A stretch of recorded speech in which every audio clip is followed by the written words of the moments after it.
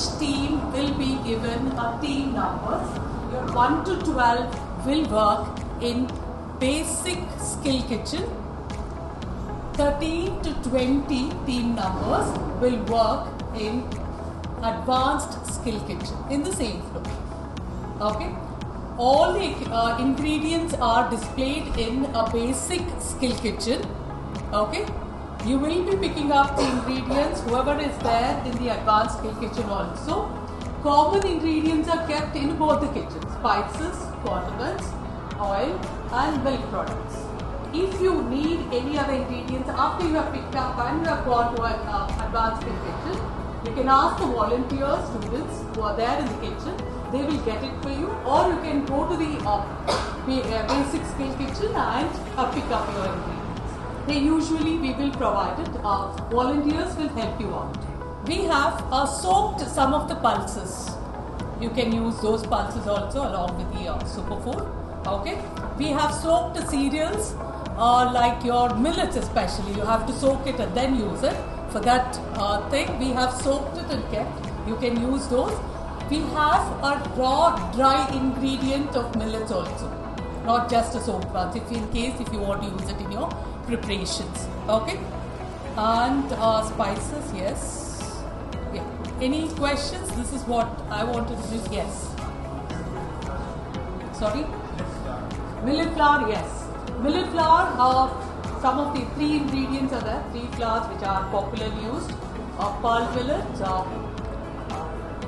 foxtail millet, and sorghum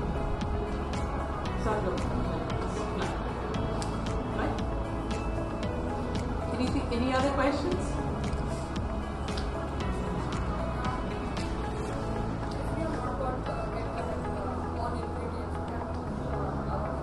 No, you cannot use the ingredients.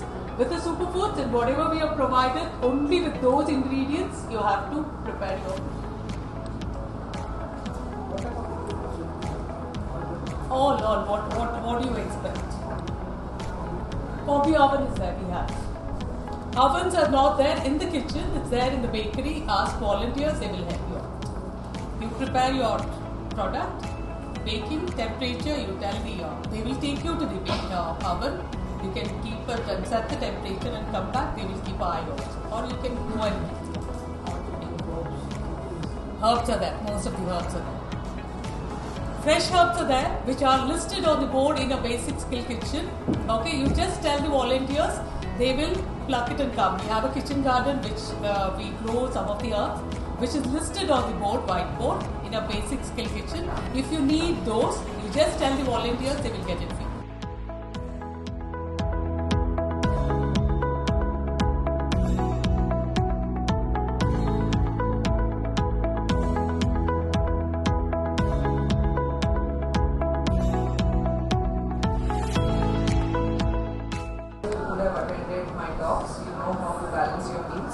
All the 5 food groups you are aware about, right? So there has to be fats, veggies, grains, any protein source and dairy. It could be just one dish or it could be a whole meal, it's up to you. It could be 2 dishes, 3 dishes or a complete thali, that's up to you. Yes. No, it's not a 3-course meal. It's just one meal, not a 3-course meal. You don't need starters and the main course and then the desserts. No. Okay? Even a 1-pot meal is okay. Anything but which has all the 5 food groups. Okay? Yeah. Sorry? The presentation plate would be like a... We'll get a thali plate actually. We are getting only full plate after that. So how will you plate? Yeah, we will be given full plate, the regular 10 in diameter. We have half plate. Math is telling she should get a single plate. So we need katoris or something. All that you get. They give only plates. So no. We have full plate. What kind of katoris you are looking for, sir? It's a thali plate. We need a plate with katoris. Katoris you will get. Steel katoris are there. But all that you get. We'll manage it for you. Yeah, it could be any cuisine, okay? You can make any Italian, Chinese, Indian, whatever you want to make. And now how are you going to be graded or ranked? First is including the hero ingredient, that's the superfood. All 5 food groups should be on the plate. Then which kind of a cooking method you're using. You'll be scored on that as well. When you come to the judges and when you explain your dish, you don't have to say from which college you are from, okay? The team number, that sticker will be given to you, and the judges will also have only the team numbers. They will not have your names, they will not have the name of the college as well, alright?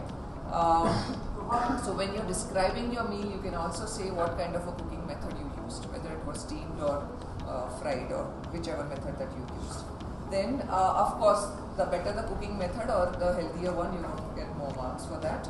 Use of healthy oils, okay. Then innovation in the dish, of course, the taste, the presentation, of course, will be considered. The portion size. So you have to consider that if one person has to eat, this meal should be sufficient enough in the portion size, okay. It shouldn't be either too large a portion or too little a portion. And then the use of local and seasonal ingredients. So as ma'am mentioned that they also have a small kitchen garden, so use of herbs and whatever locally available should be considered. And then use of sugar and salt alternatives, okay. If you're using anything other than refined sugar, do mention what you have used, okay, if it's a sweet. Even if you're using a salt or something, then if you use another kind of a salt, do mention why you have used that. Alright, I think these sheets will be given to them, right, on their desks, so that it helps you. Everything is there here on the sheet. This will be given to you. You'll also get A4 size blank sheets and a pen to kind of jot down whatever you want to. We will send 5 teams to the pantry, so that we'll send teams in batches so that there's no rush inside. Once you get back to your own cooking platforms, stations, after that for all the time will start together, okay. And then once we say stop, you have to stop together. Your presentation, everything has to be ready. Once your dishes are ready, you have to keep one plate with yourself and one will go to the other counter for photography. Rest of the instructions as and when, we'll be there inside the kitchen. In case you need any help, we'll be there. Are you all ready? All the best. Team 1 and Akanksha and Sevangi Pramod. Team 2. Just remember your team names. Pavani, Sarathi and Akshay, your team 3. Salman and Chandana, team 4. Kaushik and Satvik, team 5. Team 6 is Vijay, Vinod and Ashish. They are from St. Joseph, Kerala. They have got changed. They are team 6. Okay, and team 7 is Pranav Joshi and Sei Karnataka. Your team 7. Yeah. Team 8 is Aryan and Aditya. Team 8. Team 9 is Tarunika and Vinuta. Your team 9. Girish Kalyan and Sri Gauri. Your team 10. Team 11, Krutika and Manasvi. Team 11. Uday Kumar and Ishwar Prasad. Team 12. Utkarsh Singh and Shabibul Yusuf. Your team 30. Karthik and Om Shivaji Diokar. Your team 14. Rakesh and Simran. Yeah, team 15. Gogaraju and Murali. Your team 16. Shirin and Munfil Koya. Your team 17. Harshini and Ayesha. Team 18. Nutangi Shalim and Jordan Raju. Your team 19. And Anil Singh and Muhammad Shamim. Your team 20. Just remember your team names. You will be given the sticker and the apron and cap.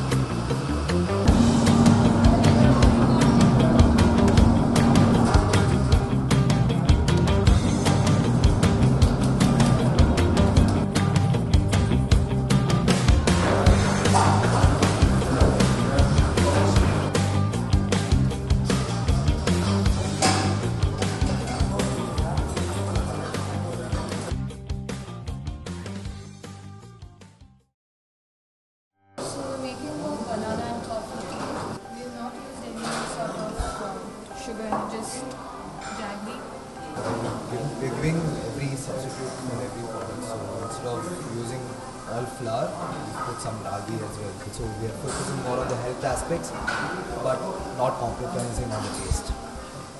So we have an inspiration from Maple. It's a French dessert, and we have the blackfruit tart, along with we have the saffron ice cream, and also we have the garlic lemon. So we are making a sandwich out of it, and then we are also serving with the crispy tofu and just orange powder, and then we have also created a lavender roasting. So these are the elements of it. Like it's going great. Like there's a time limit, so we have to work accordingly. And we are making panna cotta. Innovative, we are using the sweetener, not artificial sweetener. We are using maple syrup and honey as a sweetener. That is. I'm from Chennai, and we are making vegetable gallets and also beverage. I use banana spray. These two are prepared. And how are you making it more nutritious? Paneer and veggies, and also calcium. We are using orange. Yeah, we are making chapati, methi chapati, and goa chutney for it. Then we have made walnut noodles, and then the fish.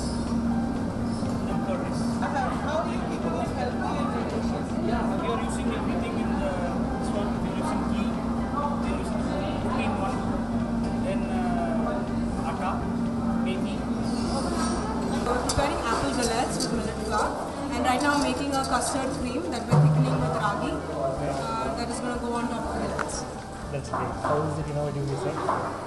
It's innovative because so far French cooking uses mostly just maida and butter. And we try to stay away from that by using more seasonal, more local ingredients like millets. This is a fish nirvala curry. Basically, Kerala style. It's fully Kerala style. It's very healthy. It's a raita. It's a banana stem raita. That's a specialty using banana. So how about protein? What are you specially preparing for protein? Yeah, that one is very protein because banana stem is very protein. That's the rice is very protein. Pineapple masala. It's a Kerala dish. Milk and pineapple is very dangerous. Sweetie, it's good. Maybe making a key lime cashew pie. It's in a big way. We've used oats rather than just normal crackers and biscuits for the base, and it's more health beneficial because it has walnuts, almonds, figs, etc. Flax seeds and sweet potato came. We made some salad and some sweet and rice. We infused sweet potato in sweet, and we made green porridge. Oh, that's great. Okay. What is your superfood plan? So we got brown rice and sweet potato. We're trying to create a Andhra style biryani, where the rice is given separately and the main course is given separately. It's called Kori biryani. So we're trying to recreate it in a modern version. Okay, that's the second one. How was it? What did you prepare? We made Okay. Then we are making so I'm instead of using the flour for the pasta, I'm using apple flour. And to add the protein, I'm adding prawns and to make it more protein, I'm using onions as a roasted element. Yes. Thank you so much. The superfood we are using is makhana and broccoli, and we are making 3 dishes. That is first is soup, the main course that is chicken rolla, quinoa rice, and dessert that will be foxnut and peach crisp. The second round, how was it? It was amazing. Main thing is for this round we don't know what to make because we didn't have any specific criteria for the millets and everything. And it was hectic in the starting to think what can we make. But then my friend's idea, it worked. And then we are making now, it is ragi and butterlard with brownie with orange mousse and crystals orange.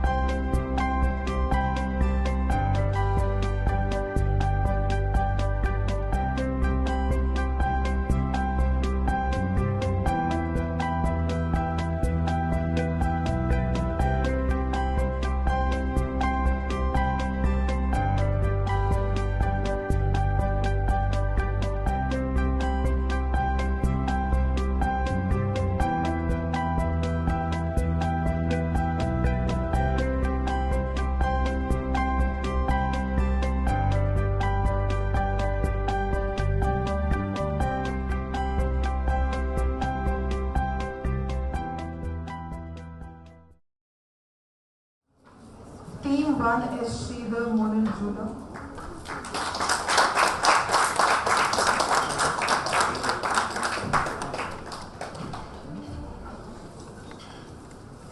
Sir. Team 2 Akansha Kashyap and Shivangi Pramod. Thank you. Yeah, that's okay. Yes, sir. Thank you. Yeah. Thank you. Team 4 Salman Chandana.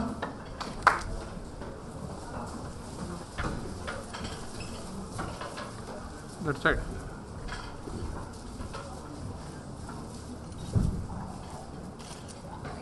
Team 5 Kaushik and Sathya.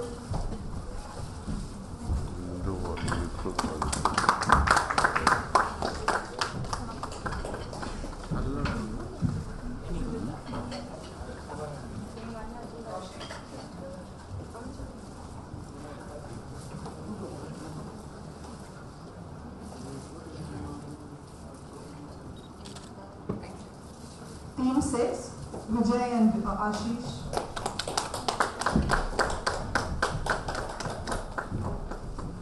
Hungry? Tired? No, mom. Then clap.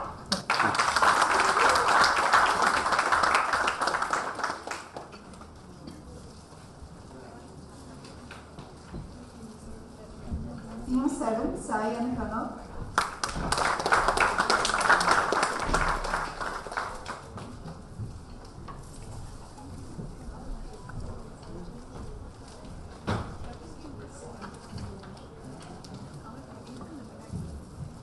Team 8 Aryan and Aditya.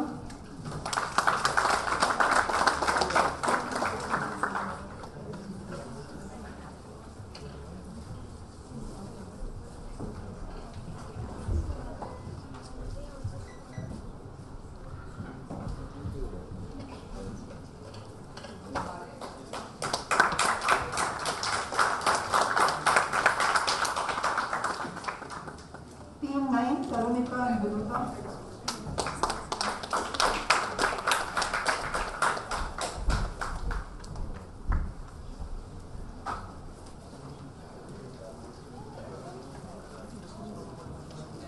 Team 10 Girish Kalyan Siri Gauri.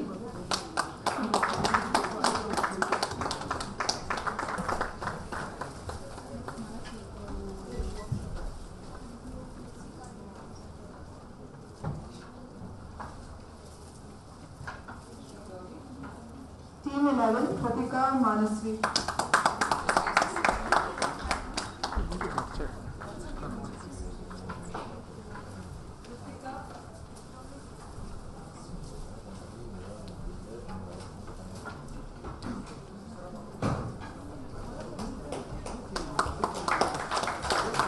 Team 12 Uday Kumar Ishwar Prasad.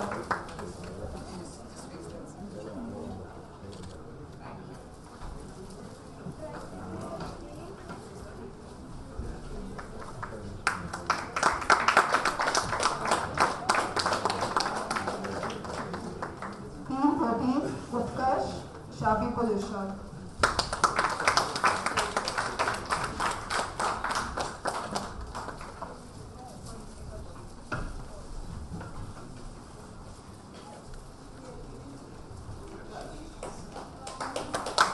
Team 14 Karthik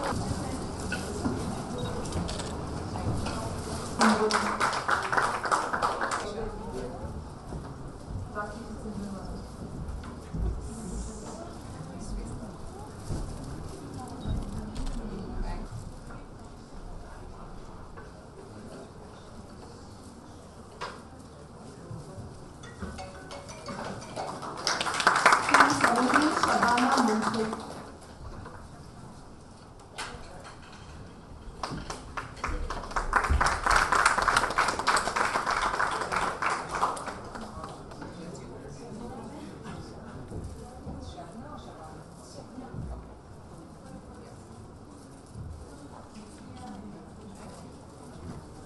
Team 18 Harshini Aisha.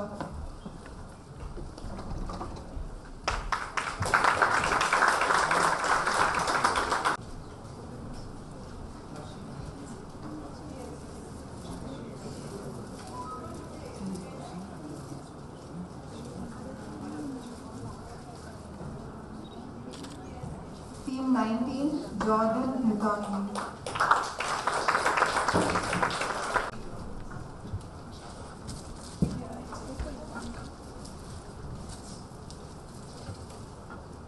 Team 20, Anil and Mohammed Shamim. What is that? Do.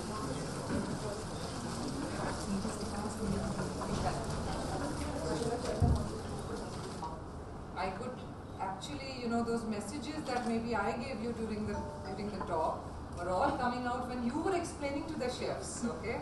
The amount of salt, which type of salt, the type of oil to be used, the cooking method, the nutrition and all that. I'm so happy that you paid attention to what I spoke to you. And I think if one session makes this difference, I think nutrition is something that should become a habit into your lifestyle. So I think going forward, we may not meet, and only the 10 teams will enter the second round. So for the rest who do not go into the next round, all the best for your future. Do very well. Don't forget nutrition. All right, eat healthy and cook healthy and serve healthy. Okay? Thank you. But I want some feedback from you. Come on. Say something. You filled in the feedback forms, right? That was easy because you didn't have to speak. Just tick. Did you like it? How challenging it was? Come on, tell me one of the challenges so that we can improve. Yes. I think one of the challenges was working in a new kitchen and then suddenly just have 1.5 hours to get everything, the ingredients, the utensils, everything together. And it's the first time the two of us have participated in a competition like this. So I think it was very interesting to see how we adapt to that. Does this prepare you for the next contest? Yes. Good. All right. Great. Anyone else? How were the superfoods? Good combinations? Yes. Happy with what you got? Or was it a bad luck? No?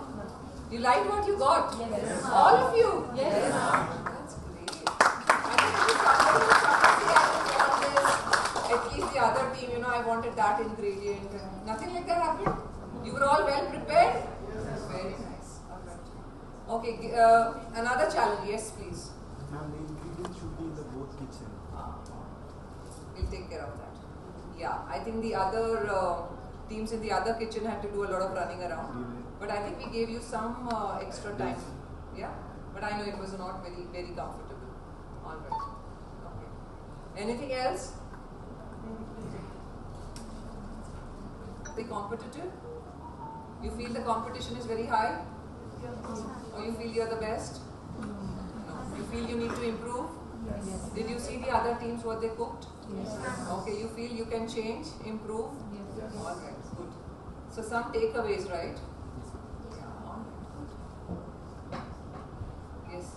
I would like to request the judges to at least, please if you can see how was judging as an experience? Judging will come to judging.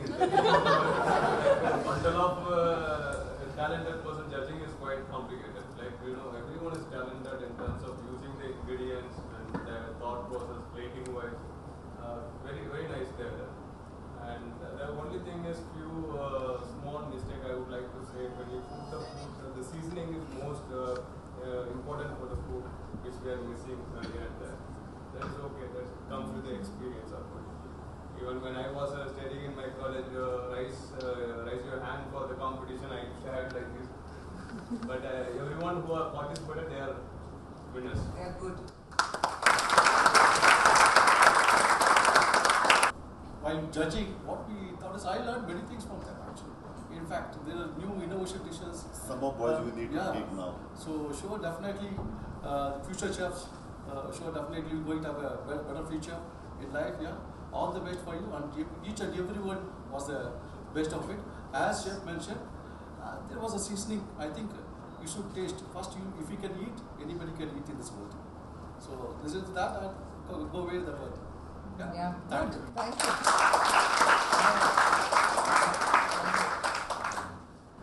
All right. I think there's waiting counting time is a little. Numbers, okay, they are all again in random order. So the first team which goes into second round is team 10. Raise your hands, guys. Okay. Second team is team 16. Third one is team 3. Fourth one is team 8. Team 18. Team 7. Team 9. Team 4. Team 6. And the last team is team 17. Okay. So all the best to the teams who have got selected for the second round. For those who have not got selected, please wait here. We have the valedictory after the second round. Alright? And now we all go for lunch. After the lunch, after the lunch, the selected teams will go directly to the kitchen. Basic skill kitchen. You Okay, have time, 1:30. 15 minutes. 20 minutes max. 20 minutes. At least the second round winners, okay? Rest you can aram se eat lunch. Yeah. Alright. Thank you. Sorry guys, I know you guys are hungry. So, you guys enjoyed today's competition, right? Do you want more competitions like that? So, Faculty of Hotel Management and Catering Technology is organizing an event called Xenia on the 18th and 19th of this month, where there's competitions in all the core departments and management tests also. So if any one of you are interested in participating in it, please contact any one of us, or you can reach out to us on our Instagram page, clubhospitality_FHMC. If any one of you are interested, please contact us. The registration closed this Saturday. So I am the heading of chemistry.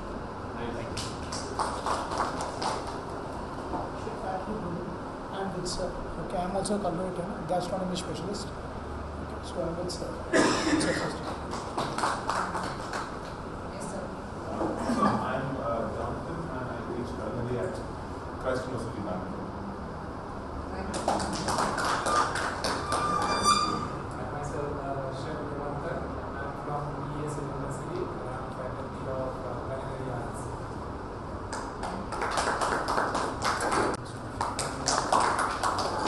Yes, sir. Okay. Hello everybody, I'm Abhishek. I'm alumni of this college and I've worked with Oberoi's, Marriott, Ritz-Carlton, and now I've shifted to health food startups.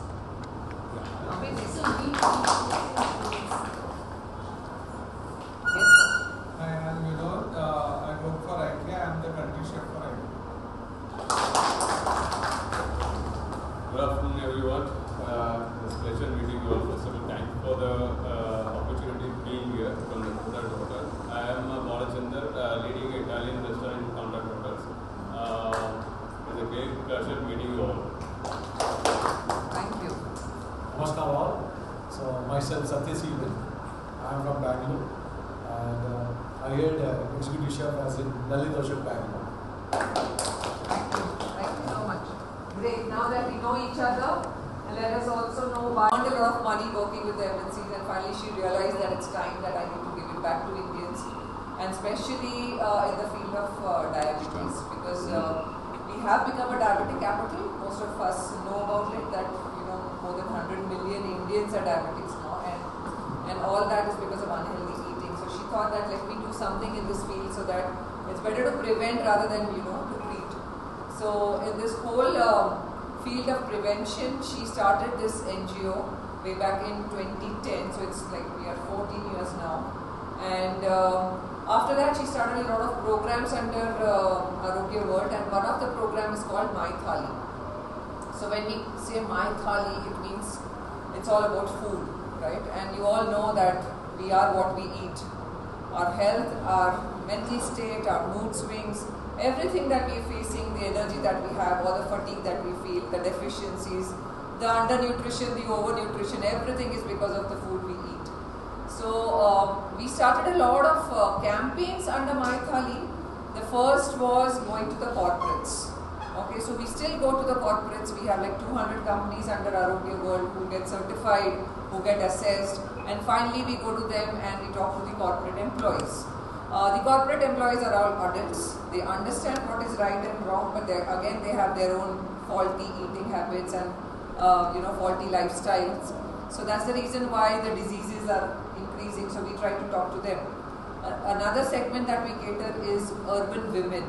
So we thought that it's the best target audience, because women are the one who are most of the times in the kitchen. They cook for their family and for themselves and for the children. So if we teach a woman, she'll be able to take that knowledge and practice it into her kitchen, and the health of the rest of the family members can be taken care of. And so we started a lot of campaigns online, because this whole Instagram thing and social media thing came into picture last a decade back. So we went on Instagram, and so you can see us on Instagram at my.thali. You can follow us on Instagram. We did a lot of campaigns there. Annually we do a lot of campaigns. One of it which is called Healthy Wali Diwali, where we do a lot of challenges online as well as offline. And then we thought that why not do something with the students, because students are the one who are, first of all, they are not adults, neither they are very, very young children. So they are in an in-between age. School students or college students, I think we thought that's a better audience to go to and teach nutrition education. So I don't think India has lacks food. We produce a lot of food. We produce a lot of good food. We are an agricultural country, so there is no dearth of food around. Affordability has increased. Accessibility is also there. Everything is there. But still there is a lot of disease. So what is the gap? The gap is awareness. There is no nutrition education that is happening. Nutrition is also not part of the school curriculum. So we also have schools programs. But then when it came to college, we realized that within the college students, which is the target audience for us? And then we thought that hotel management, culinary students are the students we need to reach out to. Because those are the ones who in future are going to go out and serve the Indians, right? So if I teach a mother or a woman, she'll be serving like 4 people in the family. But if I teach a chef, an upcoming chef, he's the one who can take decision in what goes into his food and serve to hundreds and thousands of his customers, right? So that's the reason, that objective of making Indians healthy, we thought this is the best place to be, and that is why we started with the SuperChef contest. And this is our second year. Last year it was Army Institute who hosted it, and we had the colleges from Bangalore. This year we thought, why not move out of Bangalore, because we realized that instead of we going out, we cannot, we just have a very small team. But at least the Bangalore college can host it for the rest of the colleges. So the other colleges from other states can also participate. So that's how we started this. This year we went out to Goa, Tamil Nadu, and even Kerala. We also have a few colleges from Telangana, right? Even from Hyderabad. Yeah. So around 30 colleges participated, and out of that they sent in online entries. I'm sure all of you are aware about it because you have been in touch with us. And then your college teams also came in. And then the first round was an online contest where they had to make a millet-based meal basis which we judged them. And then 20 teams got selected, and then the 20 teams were called today. So the whole idea of just calling the students and making them participate, we thought that's not correct. It's also our responsibility that we should talk to the students first, right? So that is why we went out and did the talks and all that. So for those who are aware about it, we had come to your colleges. We also did webinars for colleges who were outside of Bangalore, right? So we have gathered a data of around 650 to 680 students, okay? And that was kind of a questionnaire that was given out to them to first understand what are their eating habits. Because it is not that I want the student to cook healthy. First of all, I want the student to eat healthy, to become healthy, to understand nutrition for himself or herself. and then understand the basics of nutrition which goes into cooking, so that then they can start cooking healthy, right? So we did a small questionnaire was given to them. They filled in. Out of these 30 colleges, we got around 680 responses.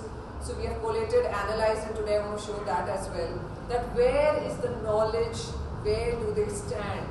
You'll actually realize that they're really bad, or they really lack knowledge. Now if students of culinary colleges lack knowledge, okay, what do I expect from commerce students? What do I expect from engineering students or from medical students? They don't even learn cooking, they don't even learn about food, right? So it's very important that first of all their knowledge should be increased, and they have to start implementing that in their own lives, and then go out and cook healthy. So I'll just make a small presentation, post which I will ask you a few questions. Please feel free to answer them, and then we'll have a group activity. The whole idea is because you are from different fields, but you're still connected because of food. Food is one thing that is connecting all of us here, right? So we want you to chart down something like, what is the problem today in India? Why are we so unhealthy? In spite of us being, the biggest agricultural country, or we have no dearth of nutrition around, but we are still so unhealthy. So we want you to realize the problem and then come up with solutions from your own fields, okay? So that is why you've been placed like this today. So first I'll give a small presentation, post which we will interact. Okay, thank you. Very nice, it was a very nice actually. Thank you. Nice to know about it, yeah. So we don't know actually, so nice to know about it. Thank you. Thank you so much. Yes. So as we all know, food is the basic necessity, and where do we get access from food? If you are not able to see, you will come here. So first thing is home. For a child, it's home that gets access to food. Then comes the school and the college. So there's a canteen, so food is available there. And then we have the organized and the unorganized sector where we get food from, right? And finally, the food processing industry. That's a huge, huge industry. I don't need to explain to you all that, but this is where it comes from. Now, why has this eating out or ordering in and all that increased? I remember when I was a child, my mom used to tell me, after 9 the kitchen is going to get closed. You're not going to get anything other than a glass of warm milk. That's it, okay? You can't get food after 9 o'clock. But now, I can't stop myself from ordering food and even at 12 in the night. Because of Swiggy and Zomato. Because if you're watching a football match, if you're watching something on Netflix, you want food, food is there. So there is a lot of availability because it has become very convenient, and we have a lot of choice. Now the choice is not just for the elite. It's not that I have to go only to a fine dine restaurant or to a 5-star to have food. Food is available everywhere, for every student, for every adult. You just go out, and every gully, nukkad, you have small dhabas and lorries, and okay, everything is available. And then we don't have to go to Korea for Korean food, we don't have to go to Burma for Burmese food. So basically all cuisines are available, and the food is actually available. Also because it has gone cheaper, so you get a variety. So I think weekends have become something like, even from the lowest cadre or the lowest socioeconomic class, people still go out and eat. Women say that the kitchen is going to remain closed on a Sunday. They still go out, it could be samosa or chaat or whatever, but still they spend, right? So the spending capacity has also gone up. So it's not that the accessibility has gone down or the availability is not there. Food is available in abundance to everyone nowadays. And yes, what are the reasons for the growth? This is a very old figure, but you see that the food service market is growing leaps and bounds. Every year there is an increase of around 11%, right? And also the spending capacity of the middle class has gone up. People are able to spend more. More and more students and more youth is going out because of migration. They want to venture out, they want to experiment, they want to learn and understand about different countries and different cuisines. Tourism has gone up, so that is why the food industry is growing, right?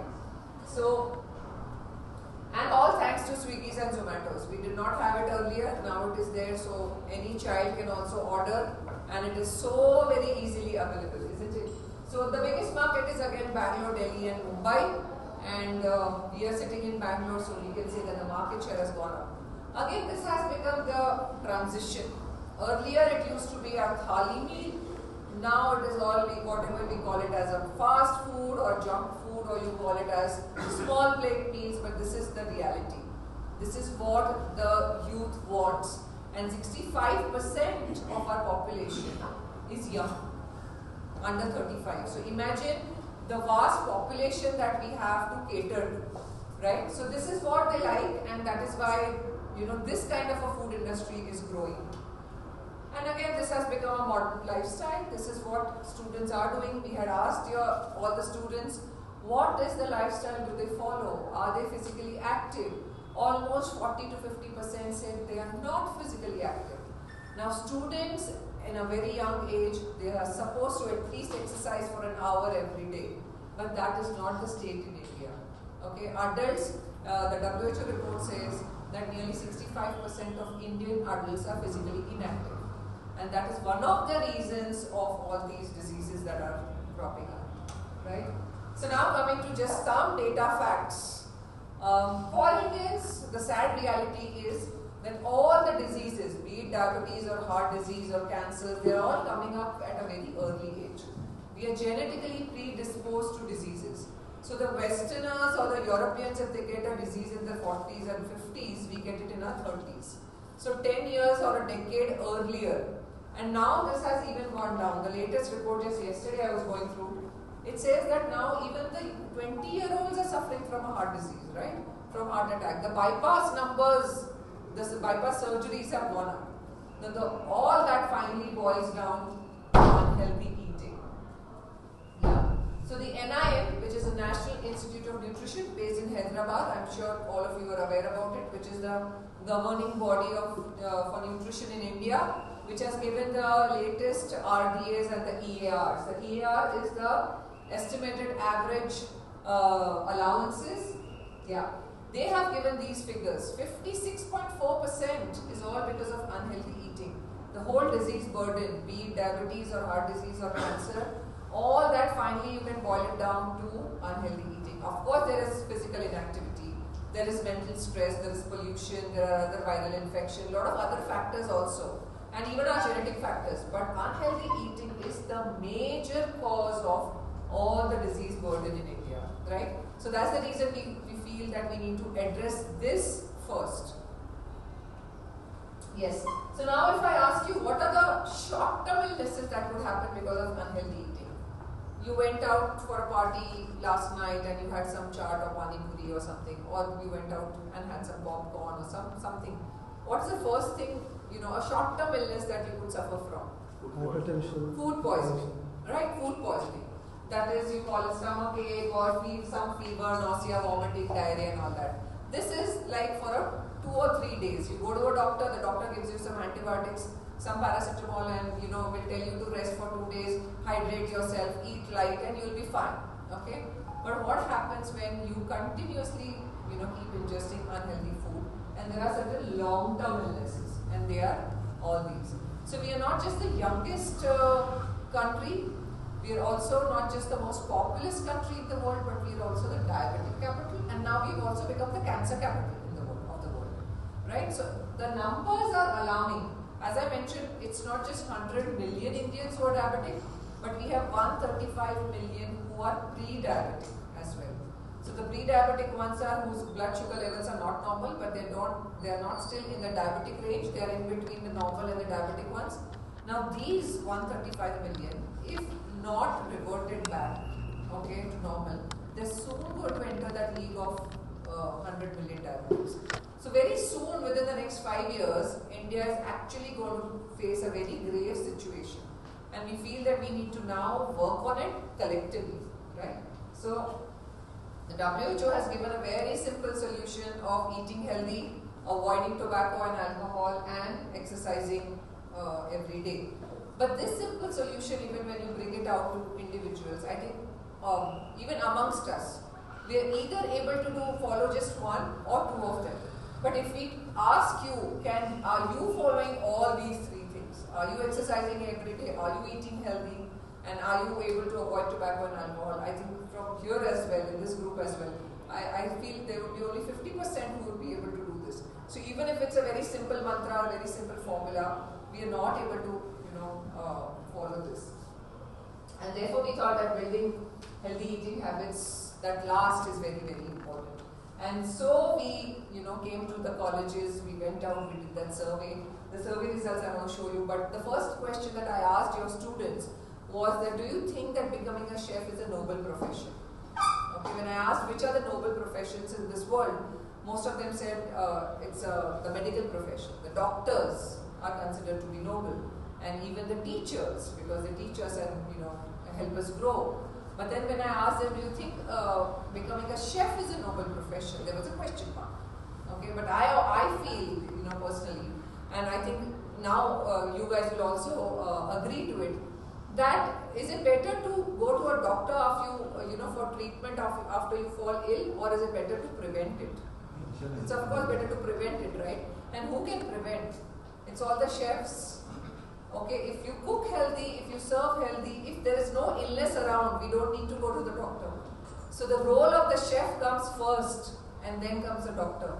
So I feel that therefore a chef's profession is an equally noble profession, and that is why the responsibility, when I talk to your students, I told them the responsibility of making Indians healthy is now on you, not the doctors. Okay, so they should be taking this very, very seriously, and I feel it came out in today's contest as well. The way they cooked, I'm sure the judges would agree to this, that they really cooked very well, and when they were asked questions about, the nutrition values and why did they use these ingredients, I think they were the ones who were able to answer about reducing the salt, reducing the sugar, the type of oils to be used, and so these are the things which they were not aware earlier. But after we, came to your colleges, when we talked to them, they have realized the need for this, right? So I'll quickly take you through, So out of the 680, we had to filter out a few things because the responses were either not filled in. So we got final responses of 625 students, and this is the bifurcation for the gender. Only 22% are women who have replied. I think that's the state everywhere in all colleges. Mostly it's 75 to 80% students are male, and just 1/4 are female. Academic year wise also we saw there were very few 4th year students who have taken up the survey. Mostly they were the 1st and the 2nd year students who took up the survey. Yes, and when we ask them about the lifestyle they follow, so just see this, sedentary lifestyle is around 40, again moderately active ones are 40, and very active ones are 17.9%. 18% is a good enough number because not when we go to the corporate world, the employees do not, even take to that very active category. Mostly 65 to 70% adults fall into the sedentary category. Here the students are saying at least 40% are moderately active. So I am assuming that they still follow. Yeah, and then we ask them what did they eat at lunch and what do they eat at dinner. The question was, first of all, to know what are their practices. Now, just see the food groups that they are showing here. Cereals, that is chapati and rice, have been answered by around 80% students. Then comes the dal and the sambar, so the protein sources. Just see the vegetable and the dairy. Okay? Actually, it has gone down. Then when we asked them about dinner, it was a similar, scenario. This is very, very clear that Indians eat a lot of carbohydrates. We are a carb-eating country and we are missing out on the rest of the food groups. Okay, curd is something which is almost like neglected, and even the vegetables. Okay, so when your habits are itself are poor, what can you do, for the rest? So it was very important that we tell them what is wrong. When we ask them what do they eat at mid-morning and evening snacks, see the bar, biscuits and other snacks is what they prefer. Okay, there were a few who also mentioned fruits, which is very good, but the unhealthier ones are on a higher side. We also asked them number of times that they eat out, and most of them said 1 to 2 times a week, which is comparable to the Indian numbers. Okay, the NACR report says that Indians eat at least 7 to 8 times a month outside food or ordering it, which is what even the students reply, that is 1 to 2 times a week. We asked them what are the food items do they order from a restaurant, okay? And what came first was pizzas and pastas. This is what the students like, this is what they eat outside. And there were also a few who also mentioned whole meals. So that's very, very good. There were some who also mentioned idli dosa. But when we did a comparison, year-wise, okay, just see the trend. The first year said they love more pizzas and pastas. By the time they came to the 4th year, more students said that they going for idlis and dosas. I think maybe through the year they have learned what is more healthy versus unhealthy, or it just came out as a choice. Okay, and then we asked them what is the meaning of healthy eating for them. What do they understand by healthy eating? Lot of them gave different responses. We asked them whether it is eating less junk or having more balanced meals, or that eating healthier snacks, eating out less often. There were only 35% who said all this includes under healthy eating. Okay, so only 35% of the students out of 625 students felt that these all can be considered as healthy eating. Then we asked them which are the food groups that make a healthy meal. Now see the food groups that they have considered. 65% to 75% they said yes, cereals, vegetables, but we expected all 100% to say that all these food groups come under a balanced meal, which means that they are not aware that all these food groups make a meal balanced. So it is very important for them to understand all 5 food groups coming on the plate in the right portion sizes to make a balanced meal. So that information or that knowledge was also lacking. We also asked them what are balanced meals.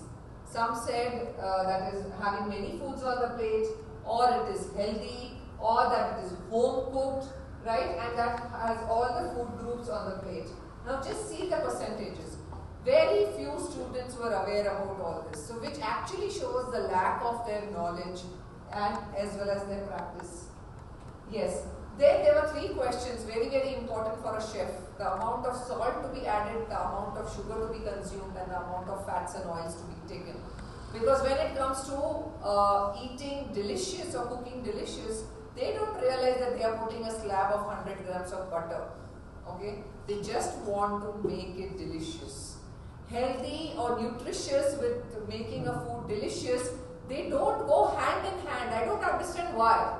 Okay, it is not difficult to make a dish nutritious as well as delicious, and that is our hashtag, nutritious and delicious. Okay, that is what a chef should learn. Just by adding 100 grams of butter, of course, even I can make any food delicious, right? But you have to understand to balance, because you have to understand the recommended allowances first. How much does an adult require for his own health? Accordingly, you have to add it in the meal, right, in your food. So when we ask them how much of salt should be consumed, so the WHO has given a very clear-cut universal recommendation of having 1 teaspoon of salt every day. Not more than 1 teaspoon, right? So we asked that question, and 42% students were able to answer that. That is the recommended allowance. We asked them how much of sugar should be consumed. And the amount of sugar should be consumed is not more than 4 teaspoons per adult. That also around 47% could answer that.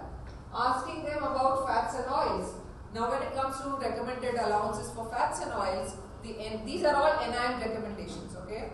Not more than 3 to 4 teaspoons of fats and oils. Now imagine adding 100 grams of butter to something. How much of fats and oils are we consuming, right?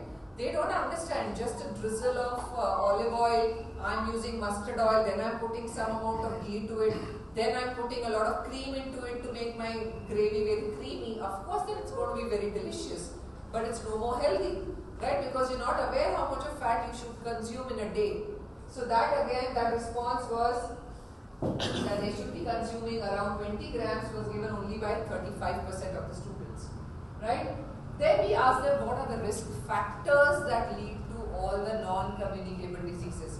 First of all, when we ask the students during our talks, are you even aware the difference between communicable and non-communicable? They were not aware. A communicable disease like COVID, okay, or a cold and a cough and a flu, which you can pass it from one person to the other. A non-communicable disease is something that you cannot pass it from one person to the other, like diabetes and cancer. It can come from your parents, but you can't give it to your friend, right? That difference between the two types of diseases was not known. And again, what are the causes that lead to the non-communicable disease? Only 58% would say that it is because of unhealthy eating and tobacco and alcohol and sedentary lifestyle. So this is very, very important. Why am I telling you all is that your students have been interviewed, okay? And you all have to realize that there is something missing in the curriculum. They are not aware of the facts that Indians are going through. They are not aware about the relation between food and health. Cooking is different, but the first thing they have to understand is the relationship between food and health, right? Then we also ask them the criterias, you know, on basis which they will either rate a dish or prepare a dish. So what they said is, taste comes first to them, okay? And then comes smell and then appearance. Portion size and nutrient content. Portion size is something that they were not, very comfortable with. They thought that's not very important. But portioning is also equally important, right? And then when we asked them to, we divided it according to the years, we got to know that I think the fourth year students were giving more importance to nutrition and portion sizes, which means that through the years they would have gained some amount of knowledge that how much they should be cooking. Right. Next. Yes, this is very, very important. Are you aware of the nutrient content or the nutritional value of food you prepare? Most of them said no. They are not aware of the nutrients that go into the food. Every student should be aware that what are the protein sources, what are the carb sources, how much of salt should be consumed, what are the other sodium sources, what are the potassium sources, where do we get iron from, what are millets, rich in. This is very, very important. What do we get from the dairy? What are the vegetarian sources of protein versus the non-vegetarian sources of protein? Some basics of nutrition is something that they have to understand, which they were lacking, and they actually said that they are not aware about all this, right? And then we asked them which food label information is important to them. So along with doing these talks with corporates and with students, we also run another campaign called Turning the Package. Because the food industry, the packaged food industry is growing leaps and bounds, it is becoming very important that we understand that this is all because of the youth. They cannot do without chips, they cannot do without cakes and puffs and muffins and biscuits and cookies. All this packaged food is not just packaged food, it is also known as ultra processed food. So the ultra processed food is kind of bringing all the nutrition down. So it is very important that you read the nutrition labels.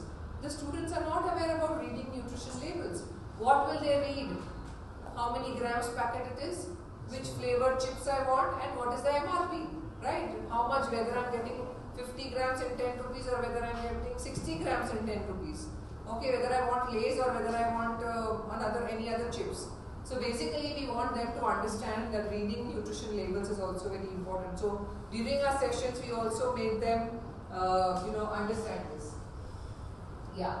And then this is something that was important for us to know. What are the sources of information? Where are they getting this information from?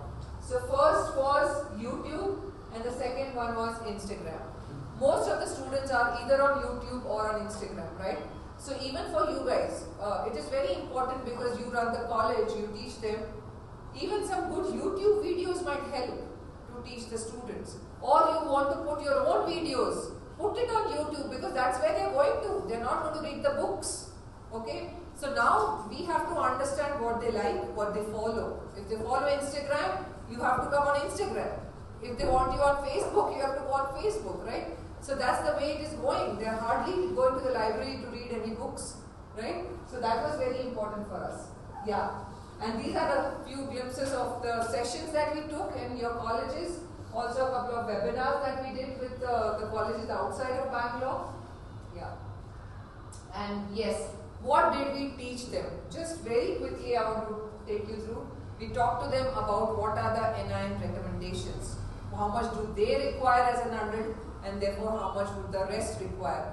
They had no clue that women require a little less, why do men require more, what are the calorie requirements that they have. They had no clue about all this. We taught them all of this in just one session that was possible, but I think they gained in a lot of knowledge. And then finally we told them how to balance a meal. So this is our MyThali program. This is a basic picture of a thali that we use it as a nutrition icon, right? And this is all based on the NIN guidelines. Whatever the portion sizes you see here, this is not just one thali.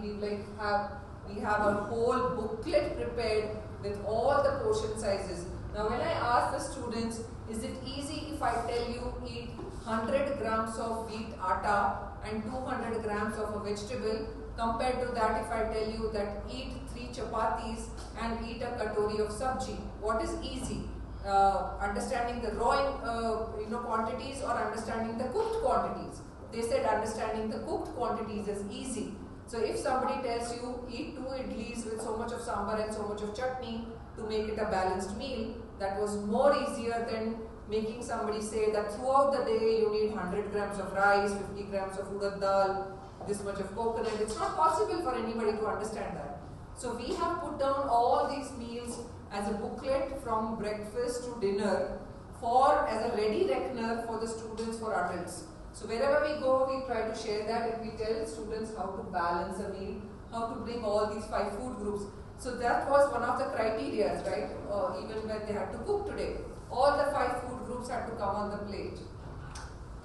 So we told the students it's not easy to just have roti, sabzi, dal, chawal every day. Even if you want to make a wrap, is it easy to make a wrap into a balanced meal? And they realized that making a wrap is easy also.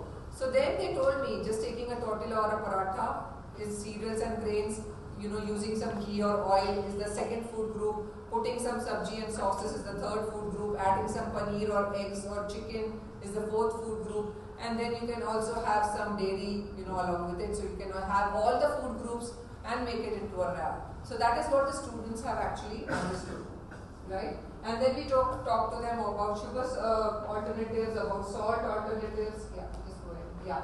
And we talk to them about reducing oil, what are the different types of oil, which oil should be used under which cooking methods, right? They had no clue that you can't use olive oil for frying. This question I asked to all students, and what did the reply that I got? Because olive oil is expensive. No, that's not the reason. You can't use olive oil because olive oil does not have that smoke point. It has a low smoke point. Okay, a groundnut oil which has a higher smoke point, you can use that because that you can put it on a higher flame. Olive oil will start burning. Now the basics of this cooking, if the student don't understand, they will not know which oils and which fats to use, right? So that was also told to them. And then why we should not be using oil for frying on and on, what happens when to discard oil. These were some things that we told them. We also gave them different options. We did one activity with your students. We gave them plates. I'm sure the rest of you are whose colleges we came are aware about it. We gave them plates. We made them sit in groups.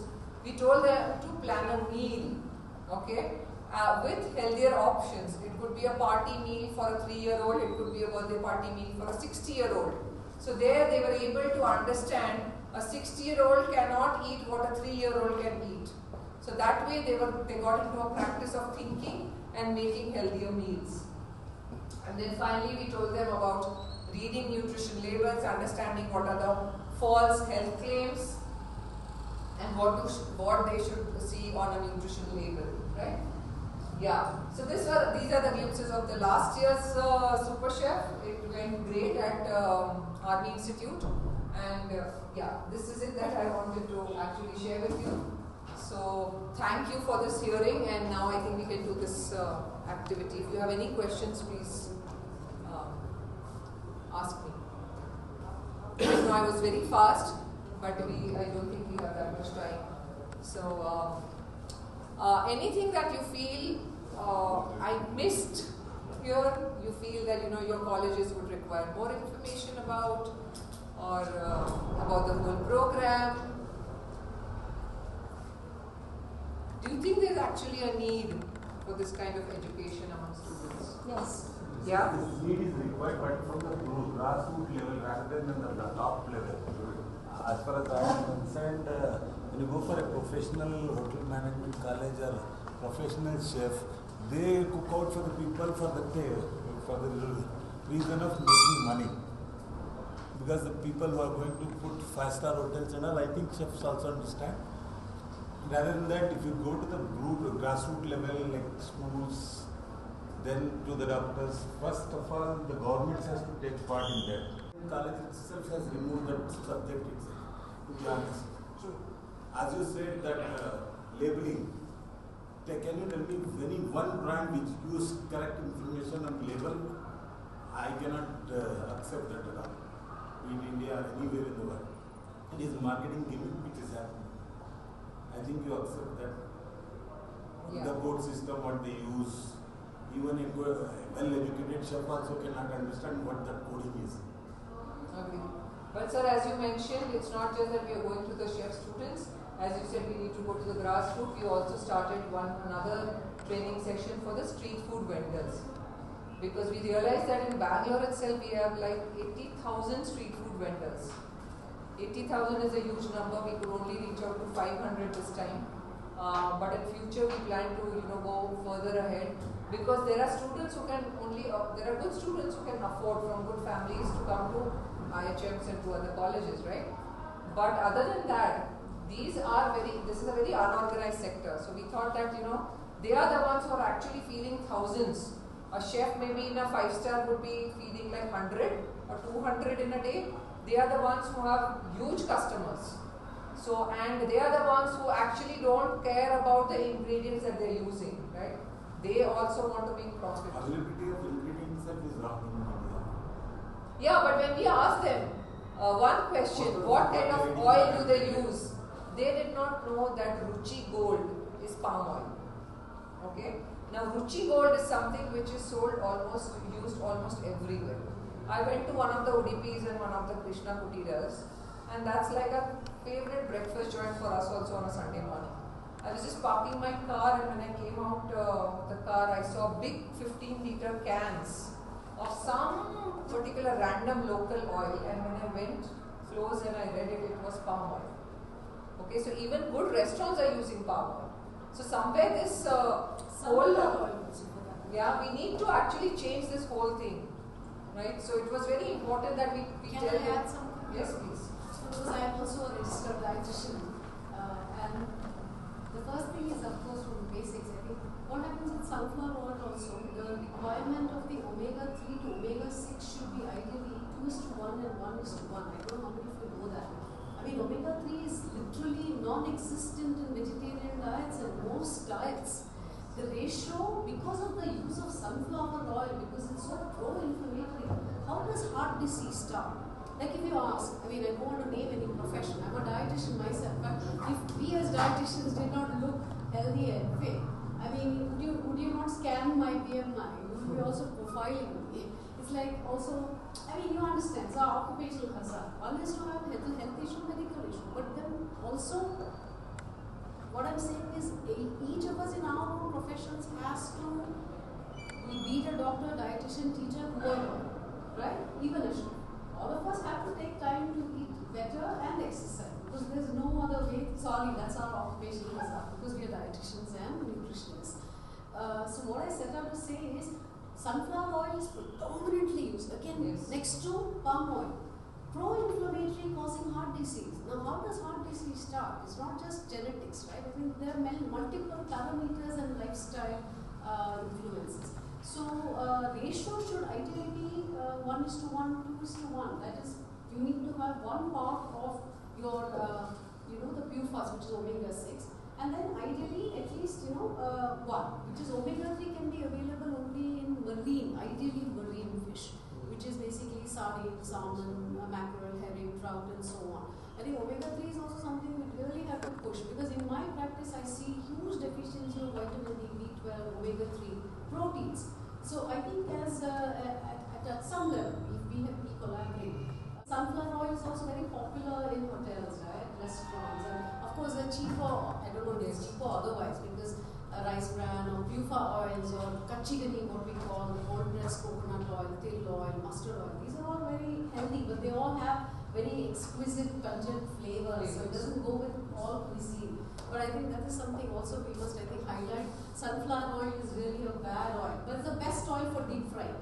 Ghee, coconut oil, sunflower oil because of the high smoke point. So once in a while is okay. We are not saying don't eat out. We also like coconut oil has a smoke, low smoke point.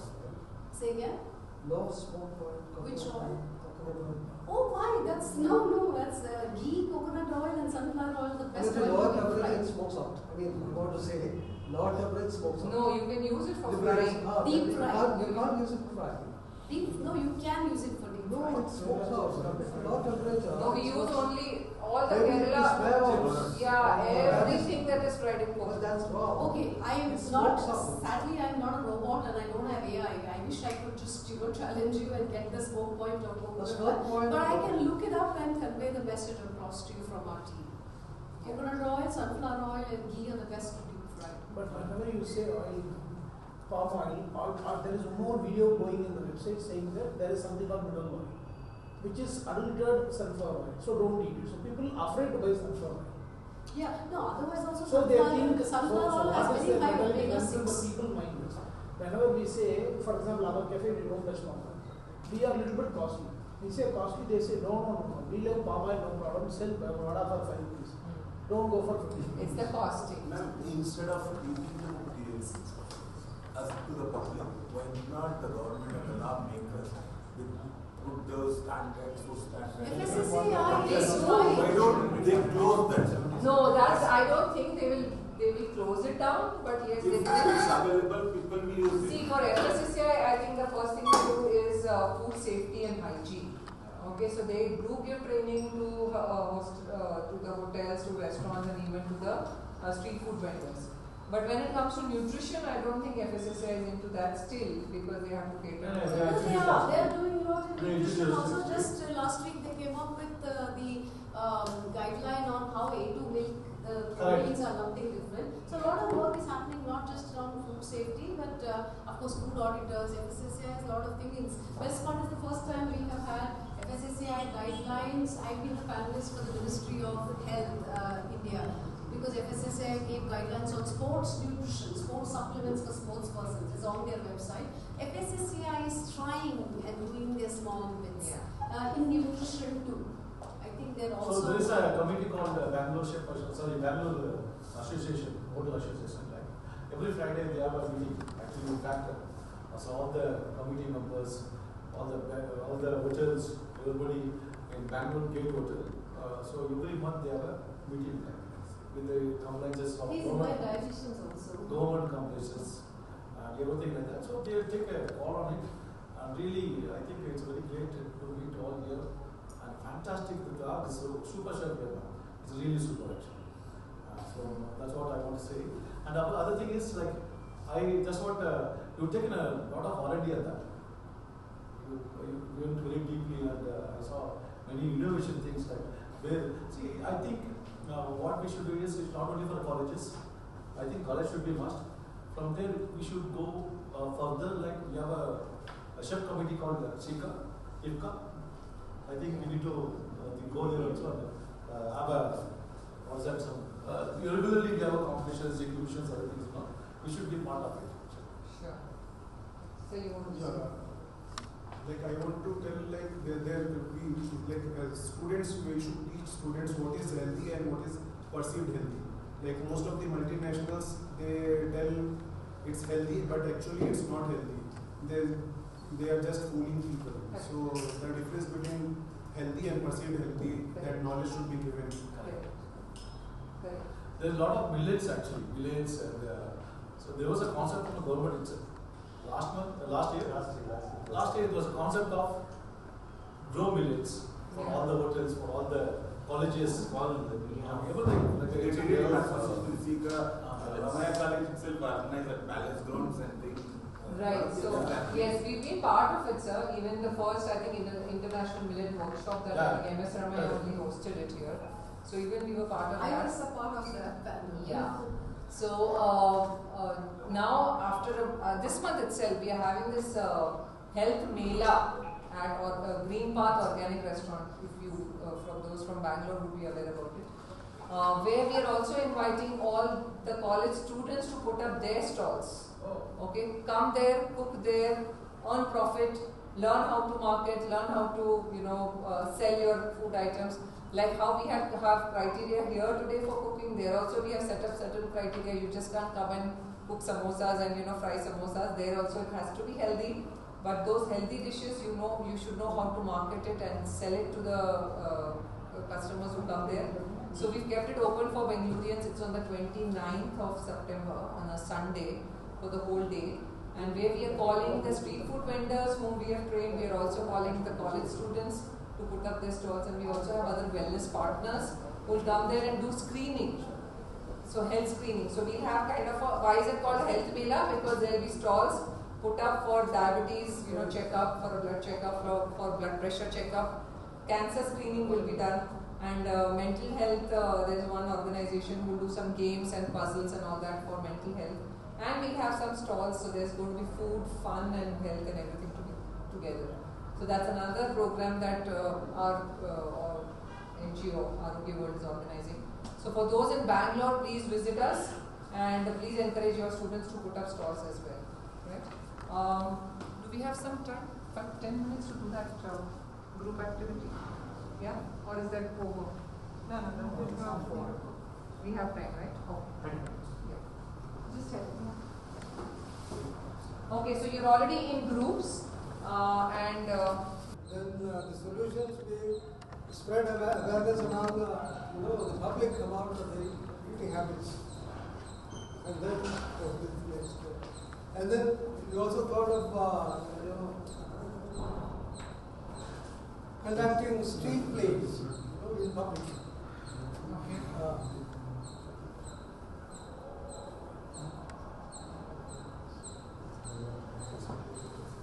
You want to add something?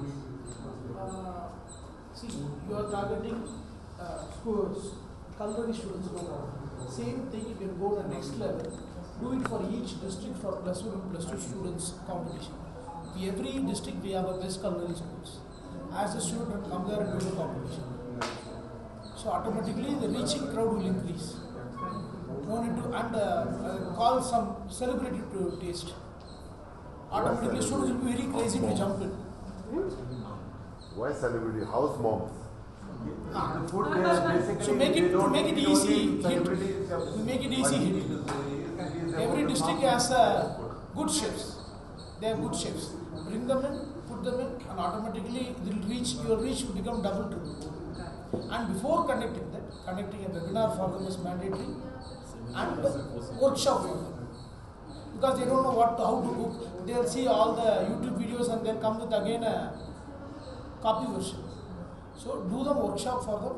Along with your webinar will be more easy for them. And this part of nutrition awareness to be included in the curriculum of from this LKG or from the middle class. Every class. Though they have something called EB or something, this should be a compulsory subject to be taught across the semester classes, maybe up to 10th standard or something. It's a compulsory subject. And then all have their thinking what are the causes and all that, after effect of eating all those unhealthy food, and they will get the child get to know that he is conscious about it, and that is one way of preventing it. Put on chef in all the food safety committee. Food safety? In the food safety committee, put on chef. Because they will tell how to not to eat, but chefs can tell how to eat more easy, more tasty. So automatically chefs can coach them to all the vendors to run this kind of stalls, this kind of stall, this kind of stall. So automatically they'll be easy. And cooking class is also important for the children. Cooking classes, the chef can teach them. All these are Oh no, are we going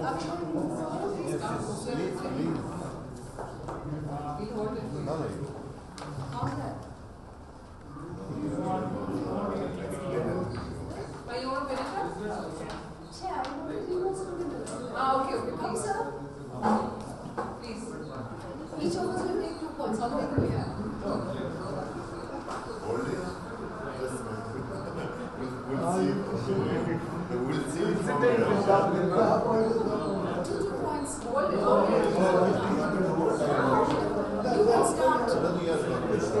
can start. Your voice is too sweet. Okay, sorry. Be loud, okay? Please pay attention. Yes. Who's going first? You are the first and last. So I think the problem is definitely a lack of awareness as we are discussing. And we do agree that with national education policy, which I recently, just now I learned that there's also a state education policy, which is now making mandatory classes for yoga, exercise. And I love what you said, cooking. I think I'm a dietitian and I work with athletes. This I say all the time, be it a boy or a girl, everybody needs to know have some cooking skill. So I think in a way, if we can bring about some nutrition at a very basic level, what are food groups? Okay, what is vegetables, fruits, what we need to eat? And of course, I think the involvement of what we already mentioned, that the involvement of the Ministry of Health at government level, where FSSAI or multiple community stakeholders, where we collaborate in a way to have very strict policies also, like the street hawkers. Now, I know FSSAI is clamping down, they're doing these food audits. But of course, if we go to Conrad, we know that hopefully they maintain, they will maintain good standards. But only because, yes, they cater to the elite. But what happens to middle class, lower middle class, right? So, especially for them, they don't understand the consequence of reasonable food on health. So, similarly, I think, please, if you want to explain, point 3. Quality of products what we get in India. India is a land of agriculture, everybody knows, but most of the time we depend only on the quantity rather than on quality. If you see the country like Italy, where the importance from the point of view of agriculturists or farmers, they teach them to grow food which is high quality. And at the same time they know how to market it. Here, for example, as we know, the season of mangoes, how many varieties of mangoes are there in India? How we upsell them? We don't know that. Our children itself doesn't want to take that farming as one of the main things. I've been to Italy where I stayed for 6 months. I met with farmers. The farmer is a chemical engineer. She is the only daughter of parents who had 9 acres of land. She left that chemical engineering, she took that farming and she used to topmost hotels, topmost colleges of culinary, she provided the food. And she maintains that garden, that agriculture in such a way that, because their education plays a very important role. That doesn't happen here. A student after studying 10th, he don't want to take agriculture. He becomes a white collar man, he will sell off, he comes to Bengaluru, he takes one apartment and one car, his life he wants to settle later. But there it's not like that. That system has to happen in India so that we can produce the best of best quality products where the chefs who are, we can use them. Here there is no availability of them, but they are available. Every chef, every cook cannot be using the top graded ingredients like how Conrad or Ashok, they do charge that much. But the middle class,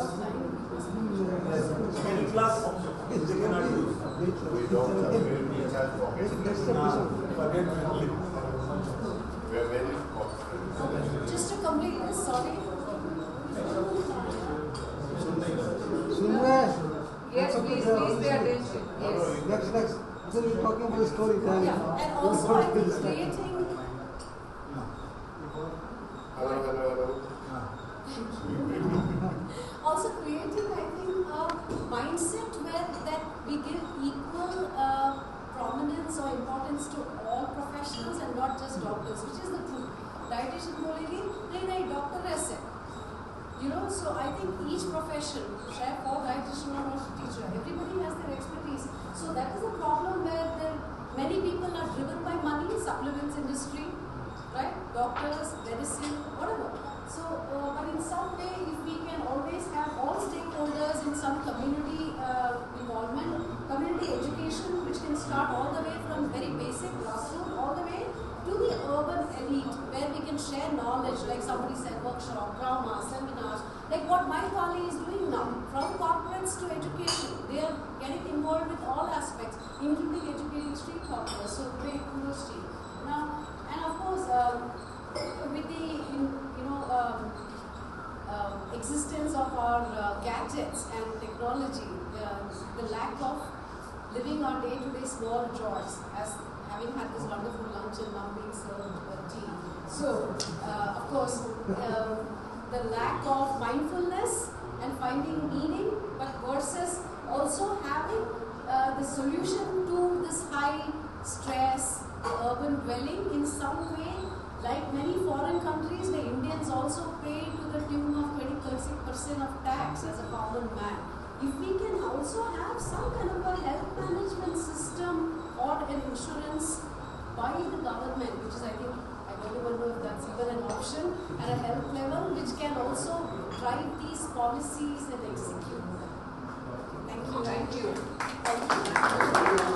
Thank you. We call the last group first because they have to come. They have to go for the judging. So please. Okay, very good afternoon. I keep it very simple and short. See, nutrition challenges what we are facing in India, especially from the cities and villages, rural places, what the challenges. Agriculture, when it comes to agriculture, we are our climate changes, everything comes according to the carbohydrate growth. More of rice farming, so we can't be able to grow that nutrition food like other nutrition food, healthy nutrition vegetables in India. So basically, what we want to say is that we need to start this one from the scratch, like just from the agriculture. So that was the first saying about it. And second is the poverty can't be able to afford nutrition vegetables and the expensive like quality vegetable stuff. And again, climate change is again the reason I mentioned. Awareness in very limited in rural areas. Like they don't know what is diet, nutrition, and that. So the awareness needs to be more in rural areas. And lack of strict guidelines from the other side. So instead of customers, those are buying from the vendor, we can put a strict rules to the vendors not to sell those not healthy for the right now, FSSA itself basically just approving, just you say an application and you just put select on whatever that you want to sell. There's no, I think, check that happens. Yes. Even I think that in my own family, we try to sell some of the spices, but we got the approval quickly. It is not like, that we're doing something wrong. But I think FSA can be a little bit more strict. They can come back and recheck on the, there's a lot of organic in the name of organic. Yeah. Many things is there, so which is super expensive. Where you fail here because it has started from there. That actually there's a lot of the nutrition that actually goes inside those items like what they say, the chips. FSSI need to increase the people in their team. Yeah, they should have probably pink salt, organic pink salt. Yeah. We need to go back to the roots. Even the way of eating is also gone. We are not sitting and eating together with family. Health is only not only eating, it is happiness also. That we are not getting it as a family. We are not eating together. Tell me any family who is sitting together having 3 meals a day, like in olden days. Mama doesn't have time for children. He doesn't have time for wife. As one meal, only have together. No, only one. We're earlier. We'll not sit. When we sit on the dining hall also, we'll be with phones. No, we are in cities now. We are not. And then in cities, not time management challenge. That also one of the reason I want to put it here. Everyone in their own profession is very busy. Even though ma'am was talking so much about nutrition, in fact, like she will have a bread and jam and go for the duty. Maggie for the kids. She doesn't agree. Maggie. You man of Dio. No, she doesn't agree. But a son will order. A lot of the brands, I think, start with the idea of having nutritional food and good quality ingredients used in that. And initially the restaurants come up, they are really good in serving. What happens over the period of time as the customers start increasing, right? So the item that goes inside, they kind of may restrict, and even probably using the best in the start, they really don't know. So a lot of our cocktails may not have the right kind alcohol going inside. The food ingredients what they're using, maybe they say they all imported from Italy and all those things, but as the days go by, you don't know what's going to happen. So that's why I think as much more it's about also planning to get the right kind of ingredients. Actually, in fact, now all the hotels and restaurants, it's a mandatory to have a nutrition value in your menu itself. Correct. So that is a good part. I think we should everyone should follow that. So basically, the role of the dietitian becomes very, very important, and they are actually not given that respect or that that pedestal that a doctor or a priority that the doctors get. And as I already mentioned, that we are the ones who can actually prevent the disease. Doctors are the ones where you will go later. So Also, the problem is a lot of them become doctors themselves. I think that's one point you could hear. Wrong information. It's like people are just telling that I think you should try a GM diet, you should or go for a keto diet. That's All the people they are doctors by themselves. They don't need to actually take in input from people. Exactly. So that's something definitely is one of the main reasons why you don't see get nutritious food. And whatever the misinformation they get YouTubers or Instagram and that, they just tell you this up there again. But we try our best not to take it from the people because you cannot completely justify something and take it from something because celebrities these days are doing a lot of this. I think they're putting up a lot of Insta posts these days, right? Social positivity. Product endorsements. I think if you see they are cooking at their homes. Yes. They can show you their reels with their favorite dishes being made at their place, and then they try to say this is very healthy. And you can't say no for it.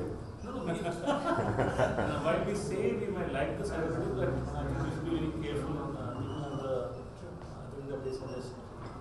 And thanks for the opportunity. Thank you. Cultural and social facts. Since we are grown up from the child eating like a lot of oil in our food, and nobody teaches to eat healthy food. So it should start from the child, as you mentioned. It starts from the basic. Again. People mindset have to change, like as you mentioned, 100 gram of butter if I won't put in the evening risotto, and I get a lot of complaints. So you actually use 100 grams of butter in the risotto? Yeah, of course, I put a lot of cheese and butter to finish with the risotto. So it was so if I don't put that quantity into my risotto, then of course the complaints will come. So the mindset will have to change. They just have this big dollop of butter, just taken a scoop, and they put it on top. So all the street foods, right? Then they let the the butter just float around, and then they put the omelette there. Again they take one more layer, and they put somewhere again put layer of grated cheese and butter. So that's always a lot of things. Such a healthy, nutritious cookie you are having now. I love it. Calorie will see now.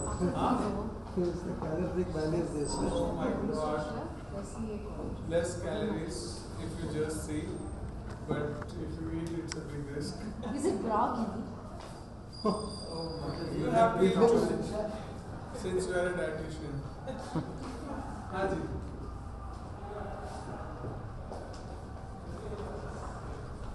Shuru करेंगे? Yes, sir, please. बहुत बढ़िया. Thank you very much for inviting us for such a wonderful discussion on nutrition and health. So nutrition has been taught to us since our childhood from our moms, grandmoms, and they knew more than us. And all of us being professional, being in food and dieting, having so much of knowledge, but still we are idiots. And we are ignoring everything. Still idiots. I'm eating this, knowing very much that it's got That's lot why I calories. wonderful, Still I'm healthy eating. cookie, healthy and nutritious This cookie. is what's going on. Yeah. So we are ignoring and we are not facing the challenges. After knowing everything, still we are following the route where it goes.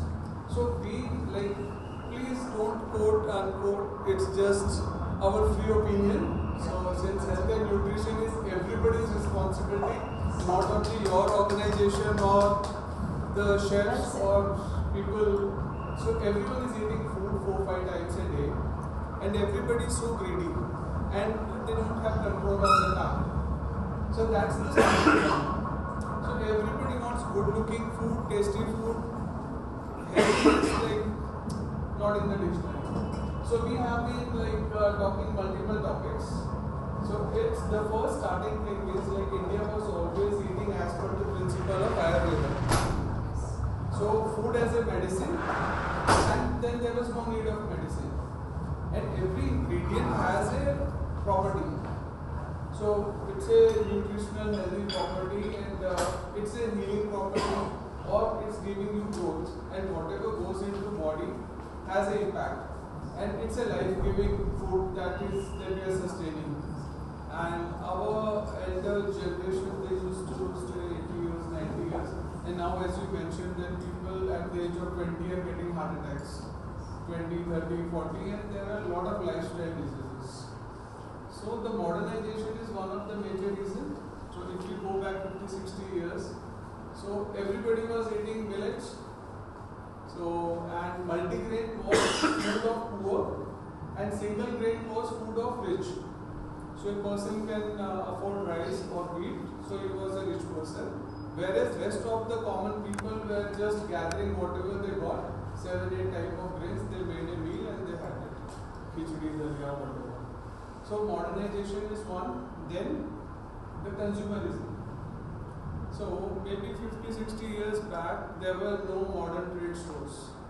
And today you go to any store, you will find thousands of products in a packaged format and in a fancy good looking packaging, fancy good looking shape, size.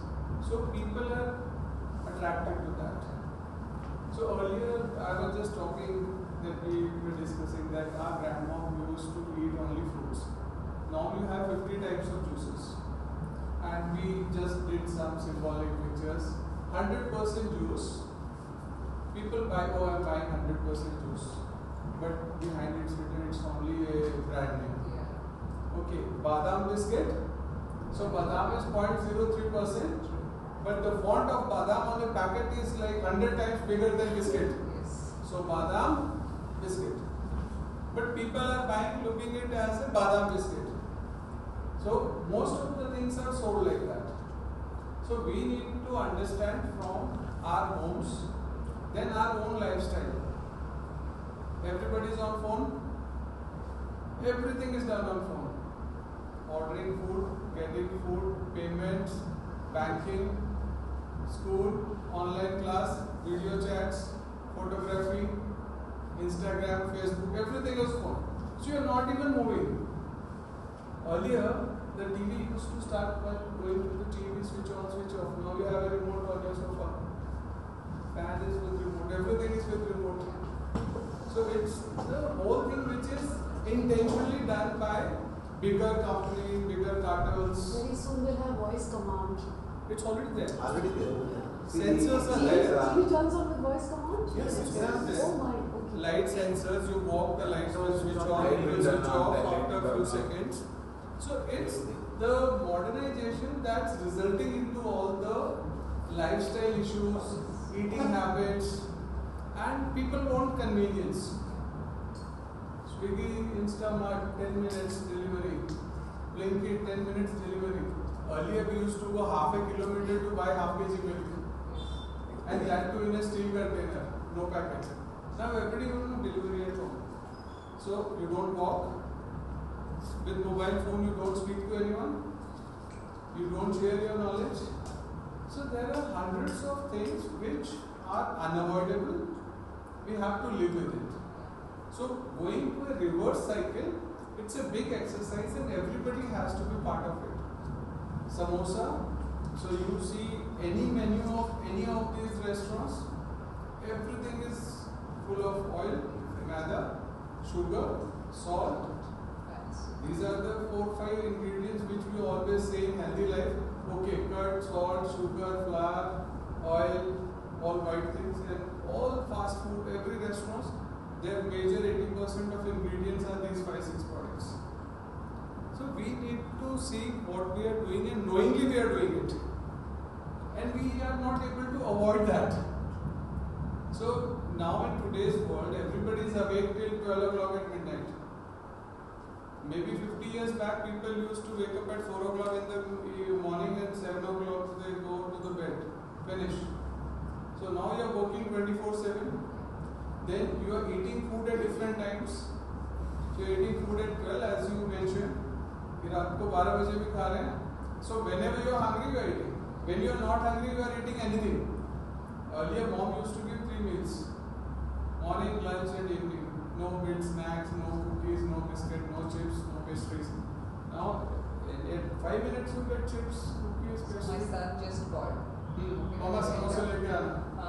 No, he's back from school and he's alone, so he's telling me, can I order something? So that's how a teenager is nowadays. So I said, no, the food is already there. I cooked it in the morning before I left.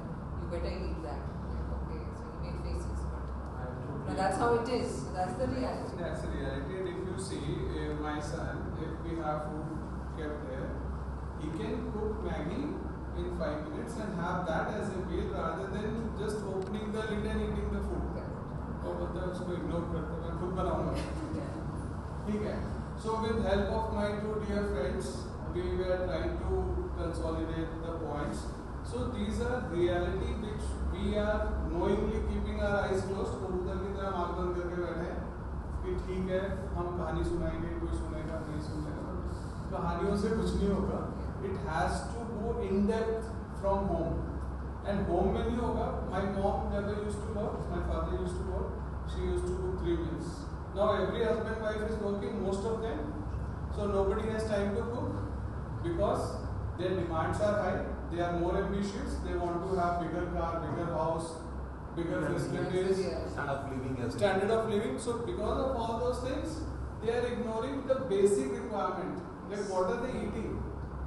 They are ready to pay to doctors a 10 lakh insurance करा के बैठे हैं, but वो 20 रुपए का organic चना नहीं खरीदेंगे. They will eat the cheapest food and they will put insurance for 10-15 lakhs and to pay the doctor. So that's the difference. So that is the awareness that has to come from grassroots. And I always say we always used to eat food as medicine only. दूध क्यों P रहे हैं? My नानी knew कि सिर दर्द होगा तो क्या खाना है, पेट दर्द होगा तो क्या खाना है. Today we go to doctors every time. And dietitians they charge too much. मैं बोलूँगा ना मेरा 20 किलो वजन कम करना है, they will take out my 2 months salary. May your words come true. आप आ जाओ. अरे सर देखो. So please don't mind it. Just stay. No, everybody cannot afford dietitians. Everybody can't afford dietitian. Only people afford dietitians. Ji. And if you see 90% of the chefs, not 90, 100% of the chefs, they know what makes you fat, what are the good things to eat, what are the not so good things to eat. But all the chefs are extra large. By virtue of the passion, we like good food. He can never trust a skinny chef. So those are the statements we were taught since our industrial days. कि बोला पतला chef है ना, अपना खाना नहीं खाता है. Sir, welcome. बताना मत, कुछ मत बताना. So we feel proud what we do. And chef profession is a very good profession. And I always hold one statement: chefs are the most trusted people in the world. Is it because they're men? No, I mean, chefs means it could be women or men, not gender bias. So any chef is the most trusted people. Whatever we make, people eat. So it's the trust point that they eat. Afterwards, if they feel bad, that's step 2. But the first step is they trust the chefs. So we have a higher responsibility that whatever we feed to people, it's a life threatening thing. If we feed something bad, somebody may fall sick. They could end up losing their life. So we are more responsible. Whatever we are offering to the people whom we are feeding the food. So it's a very sensitive job that we do. It's equivalent to a doctor. Because doctor will diagnose. After damage is done. Therefore, Yes. we are more close to God also. That we feed them, right? We Yes. give food to the people. Absolutely. And the second statement is like it's a mother department. We are always giving them. So, like whatever we feed like that.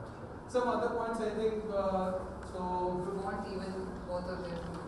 Yes. Yes, some of the important points.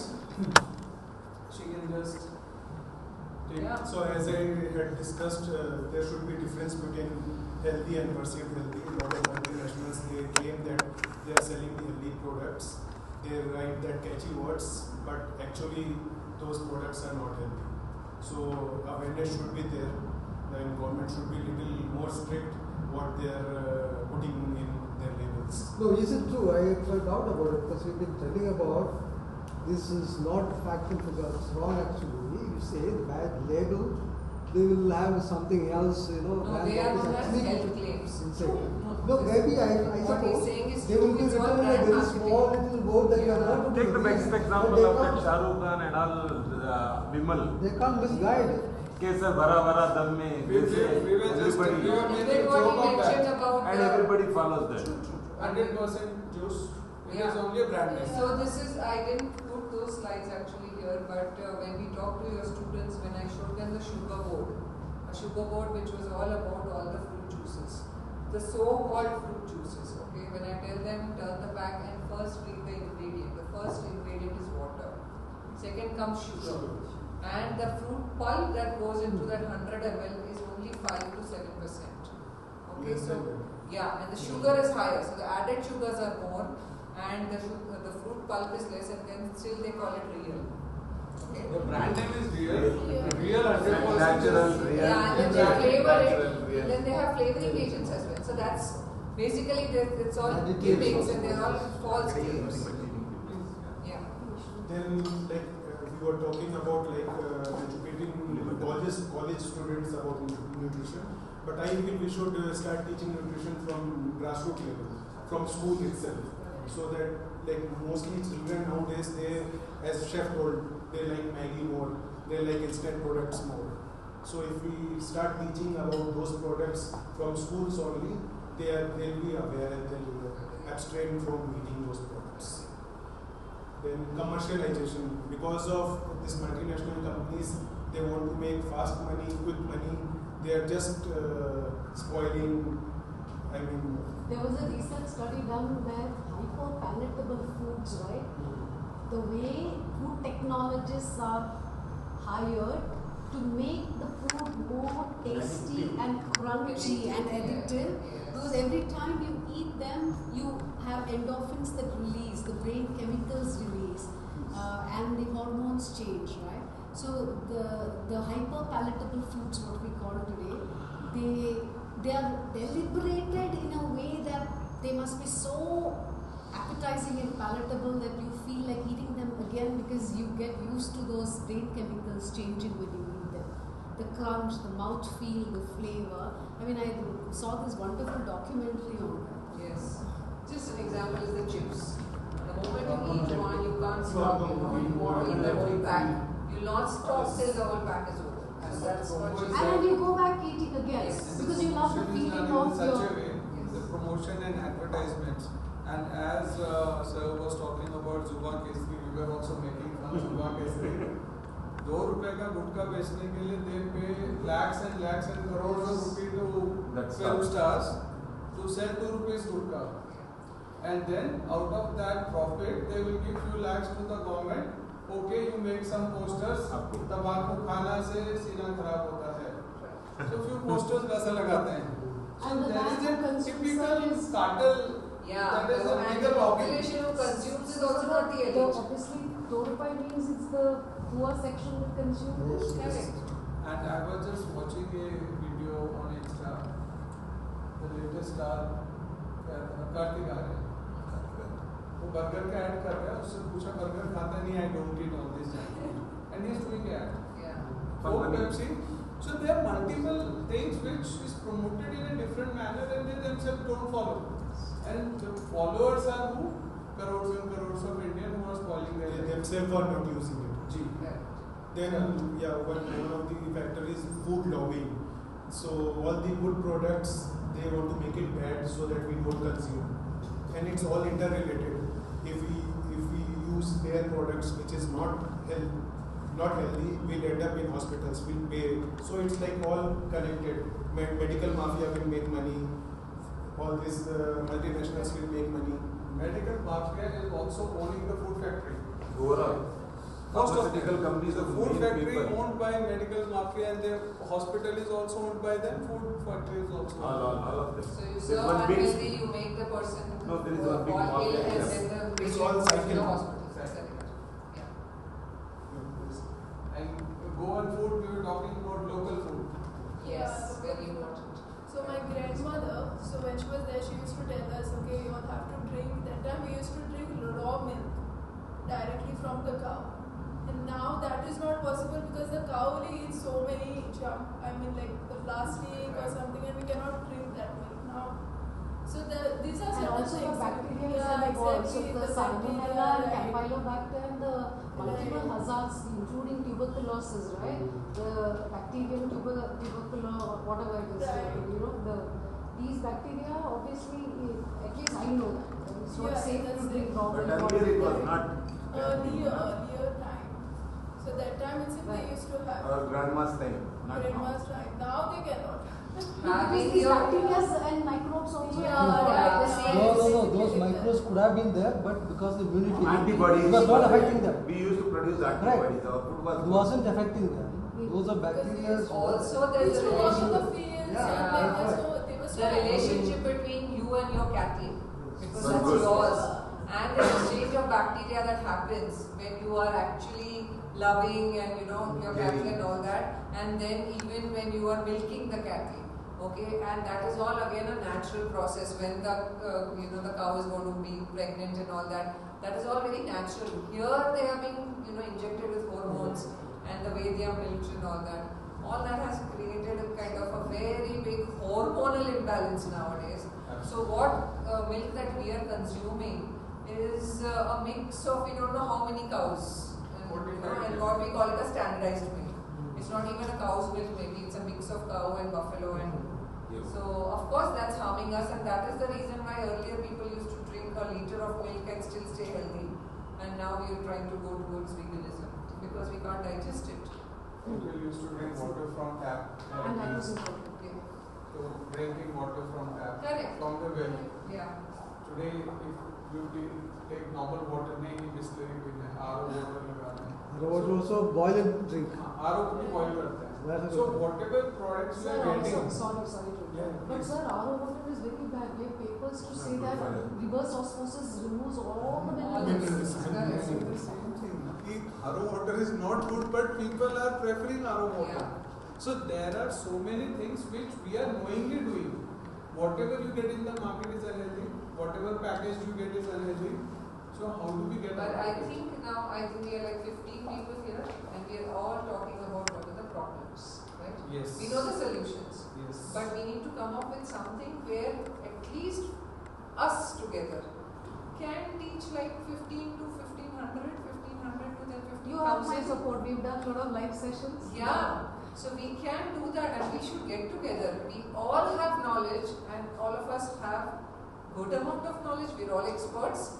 So why not start something together? I know, we have time constraints. We are all in our professions, but I think like making a committee, making a group where we can start with some workshops. Some contest was just a bahana. Okay, right now the students, only 40 of them came here, but we reached out to more than 600. That's how we collected so much of data. So our whole idea was to reach out to all the students. I think we have done a good amount of work and good work, and that's the reason that you all are here also. And I'm sure you're going to take this message back to your colleges, and I don't have to come again to your college to say the same things, right? Because enough has been said, and now it's time to do. Implement. Right? Implement. So to answer your question, that we are talking about problems. problems. So reverse of problem is solution. Yes. So whatever is problem, we have to reverse it, Correct. which results into solution. Correct. And we can do No, from so one ourselves. thing that, exactly sir, one thing that is coming to my mind is like how we are coming to your students. If nutrition or if that would have been a subject, the students would have been aware about all this. They are not aware, they are lacking something, that's what we got to know. So nutrition should become a part of the curriculum. That's one thing we want. It's already part of curriculum. I think IHM means nutrition is part of curriculum. हमारे time पे था IHM has it even now. Right, and second is what can chefs and teachers and even students do with the schools? We are telling schools should start this. They may start, they may not start. Government को 10 साल लग जाएंगे ये चीज implement करने में. क्या हम ये workshops government schools के साथ नहीं कर सकते? Your students can't teach them. They can. Can your students can't teach them doing some kitchen gardening? They can. Your students know it. Take your students into the field. Take your students to the schools. Whatever little, whichever 2 schools that you can reach out to, I think that's the beginning. You know, students should get exposure, and I think it should be from the very young age. A 20-year-old teaching a 3-year-old is better than a 40-year-old teaching a 3-year-old. Because when a 20-year-old is teaching, he's also learning at the same time. So I think your students should start all this. You know, एक छोटा सा kitchen garden अगर आपके college में है, वही चीज कहीं और जाके, especially for MDM programs, the midday meal program the governments are running, right? Every slum, every place has a small government school, right? Whether it's an urban slum or a rural area, wherever your college is, in the nearby schools, can't you guys not do some workshops for school students? I think you can. They've already learned the message. And I'll add one more thing. Yes. Not only 20-year-old, even a 50-year-old will learn working with students and children. Agree. No, As an no. ED. It's not like that. I'm So just saying. everybody has to learn. I'm just saying we should not wait for the government to do something. I'm just saying you and your students can actually start something together. Talking about that, I would, add. See, for example, now for a snack, evening snacks. See, it is a customary that they have cookies served. Why do we have to serve cookie? Correct. Can't we think of something, say for example, some root vegetables, say potato, or banana, raw banana, just boil it, or groundnut, boil it. What is the problem? We all habituated to having it, and we don't like it. If something else is served, we are not having. So we think it's alien to. No, sir. Agree. I tell you, when we go to the corporates, Nexus Mall is a very good company, right? You must have heard. We went to Nexus Malls for their own employees, okay, not to the mall people. We went to their employees in their office.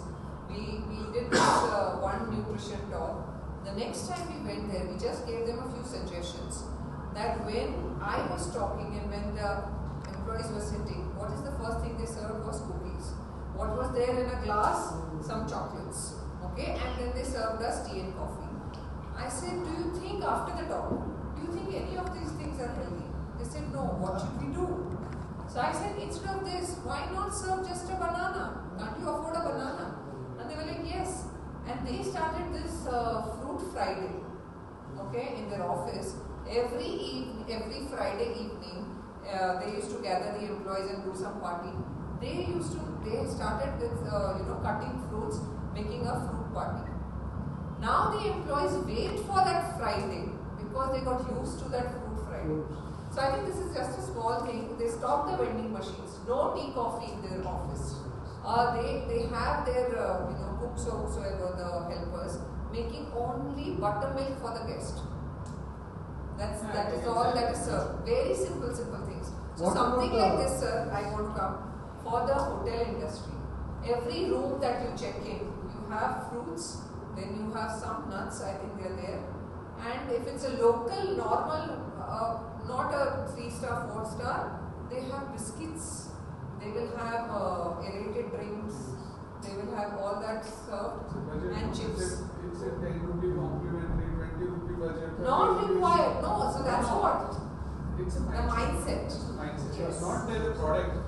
So in our office, we are offering detox water. we are offering like flavored water, not sugar. Then we offer chana, we offer peanut, we offer fruit morning and evening.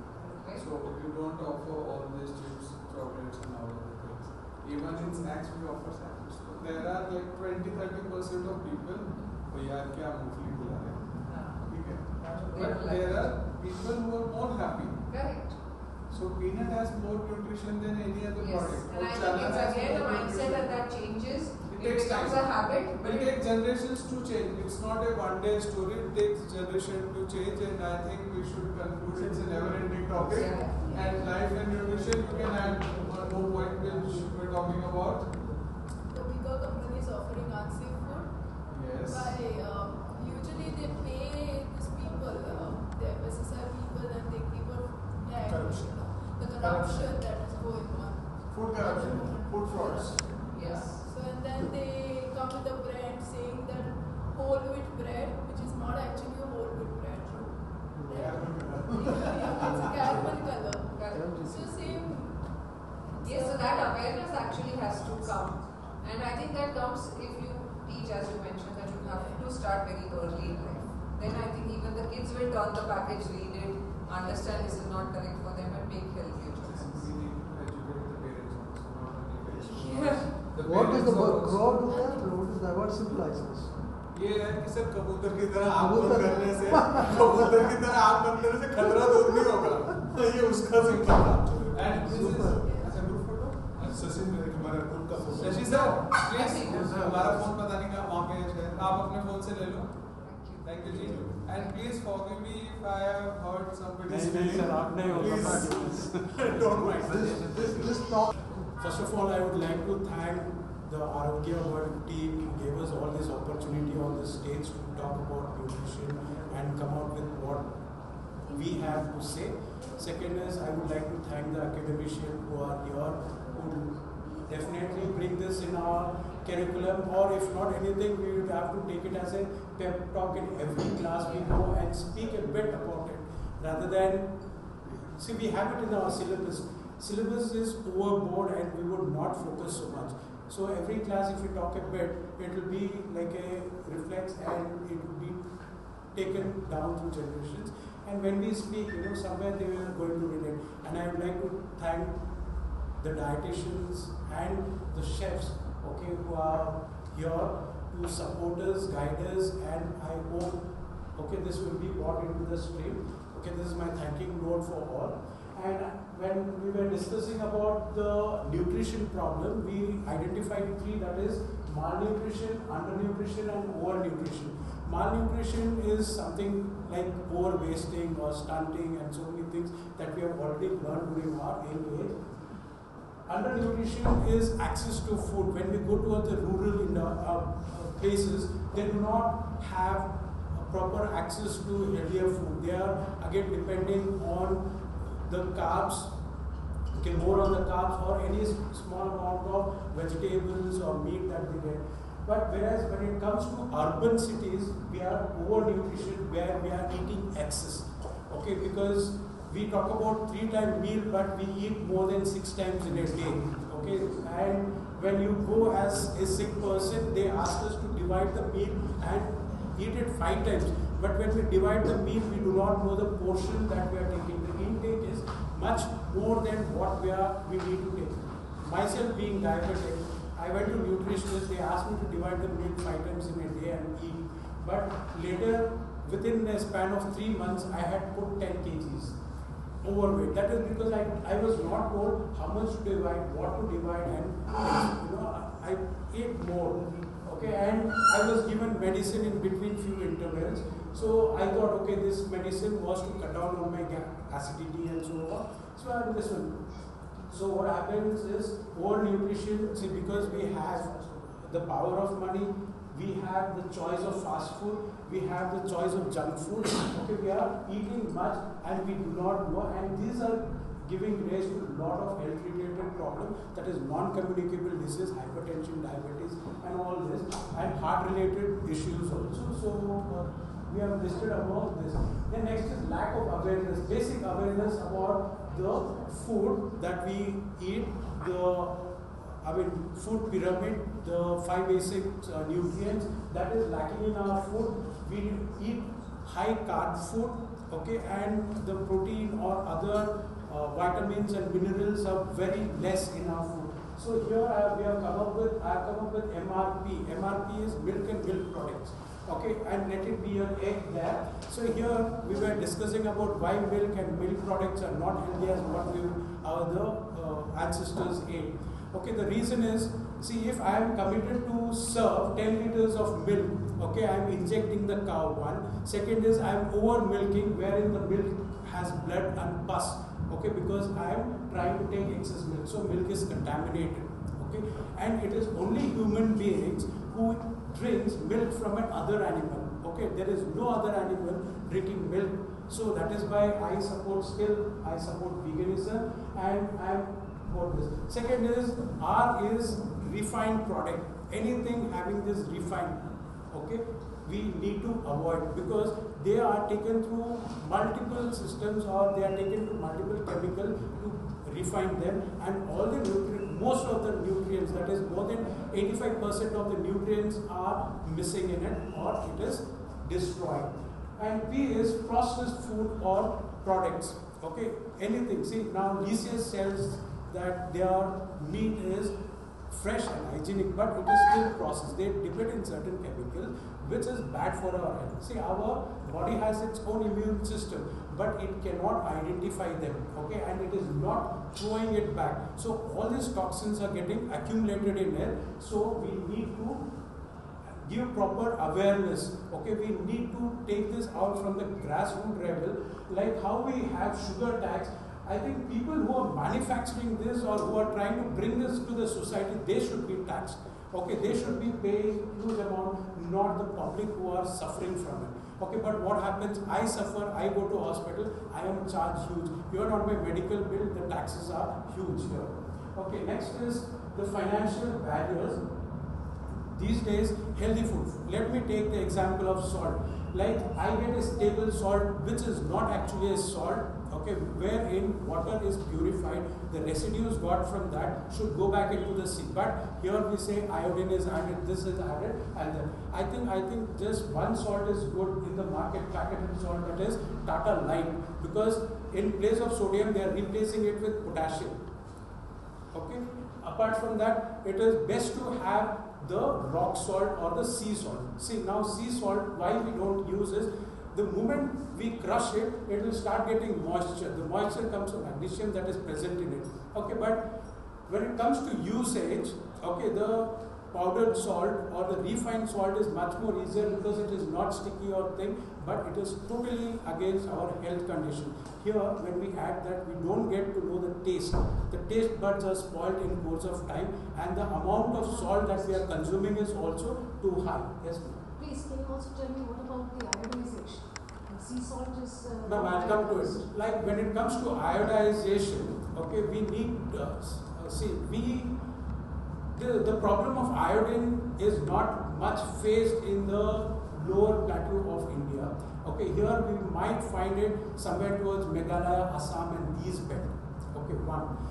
Fine, you can iodize the rock salt and give because their minerals are not lost. But when it comes to the powdered salt, most of the minerals are lost. So there is a study. Do we have this? Yes, iodized rock salt is there. But if you have to buy that, it is more than 450 rupees for the natural salt that we get from the sea.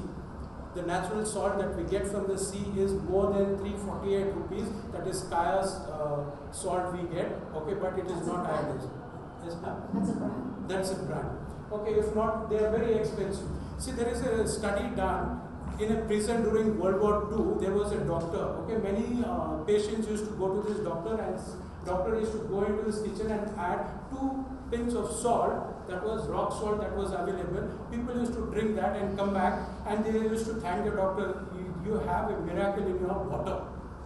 Okay, and this doctor was very happy taking this note, but after they were all released, he has done a research. He has done a research on it, and he found that the minerals, there are 84 minerals present in the rock salt, which was regenerating these people who are going under depression and other things. So, See, here when we are talking about awareness, a simple thing as salt, okay, is that. And likewise, again, when it comes to vegetables and other things, the amount of pesticides that is being used in this food, okay, even if we wash and soak, okay, we consume more than 20% of the pesticides in our everyday food, okay.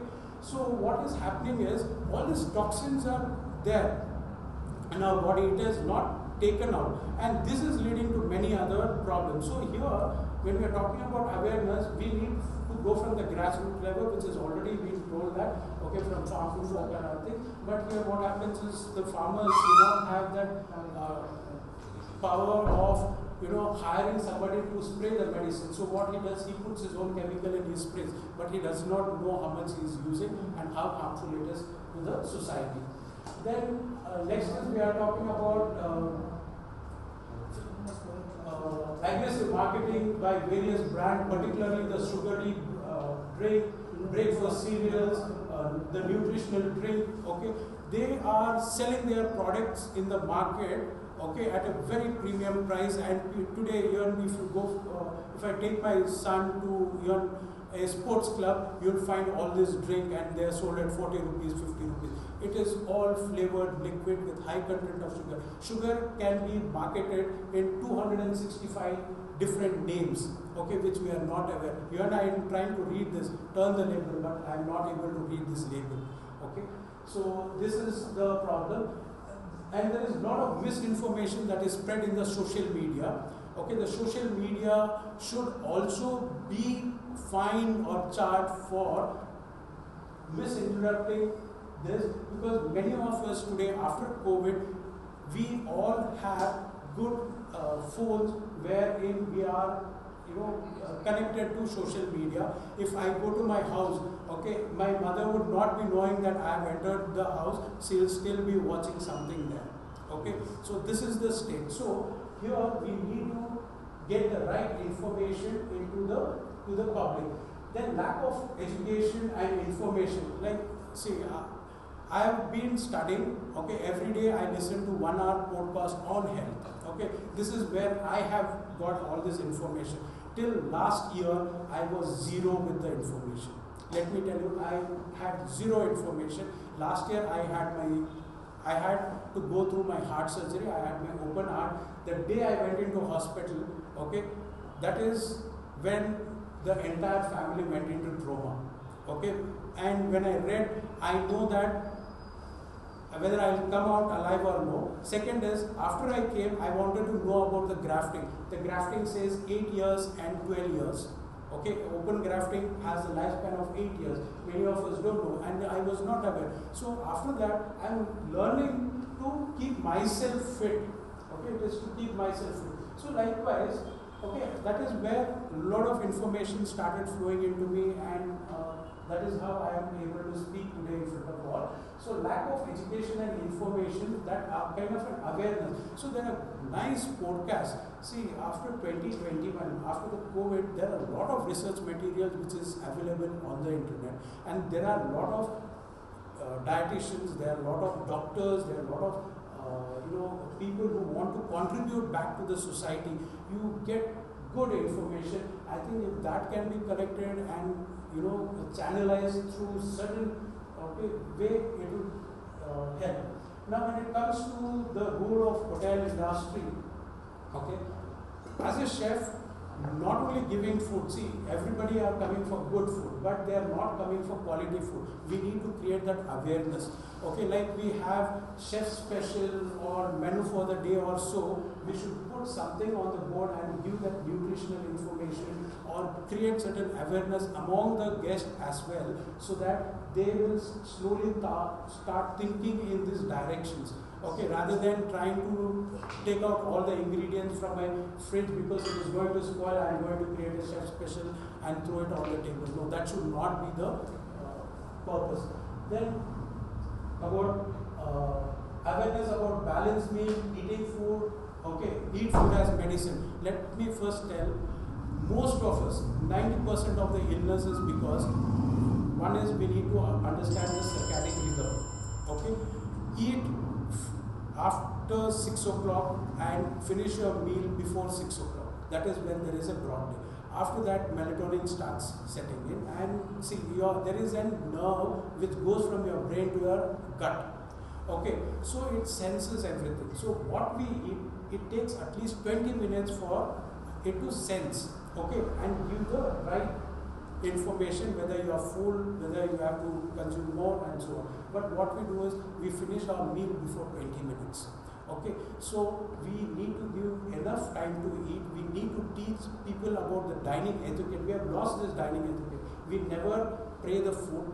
We never want to even see the kind of ingredients that is being going. Okay, we are not using any of our 5 senses into it. Okay, sense of sight, sense of feel, sense of heat. Okay, hot food should be consumed hot. Okay, textures and all that. So all this is lost because we just want to fill the stomach, and we want to eat fast food because that is cheaper than the fresh food.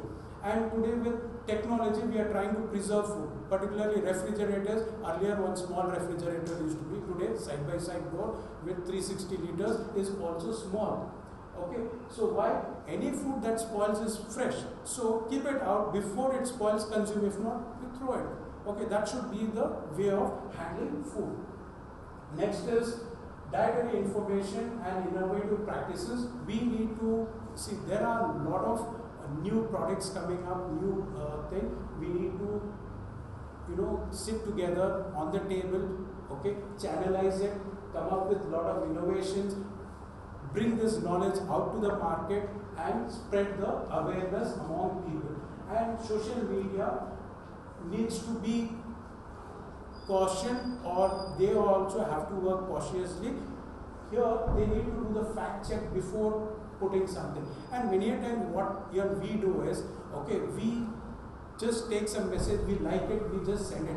Okay, I think one in the group should do the fact check, and if something is going wrong, he has to correct that in the group itself, that this is wrong, this information shared is wrong. So by doing this, some kind of an awareness within our cycle or circle would be helpful in gaining this knowledge. With this, I finish with my talk. I would like to thank Chef Jonathan, Chef Devankar, and myself, Shashi, okay, to do this presentation. Very nice, thank you so much. Do you guys want to also add in? No, I know he's... Chef has done our work. Yeah. But one thing that I want to add is these seasonings that we use today. Like now, somebody was talking about the race is getting activated with a packet of chips and the salts that we use. The seasonings that we get for popcorns at a PVR, at a cinema theatre, right? We would probably go to a theatre watching movies secondary, but to eat that seasoning that is there in that particular theatre, right? Which is high in salts, high in sugars, okay?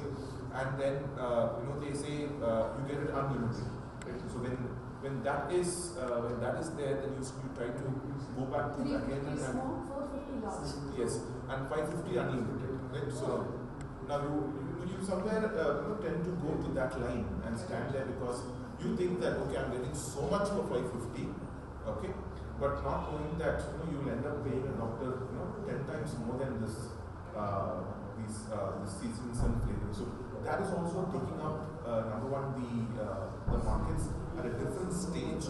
Number two, also slowly gliding their way through the hotels. Okay. Now, gone are the days when we as chefs made sauces.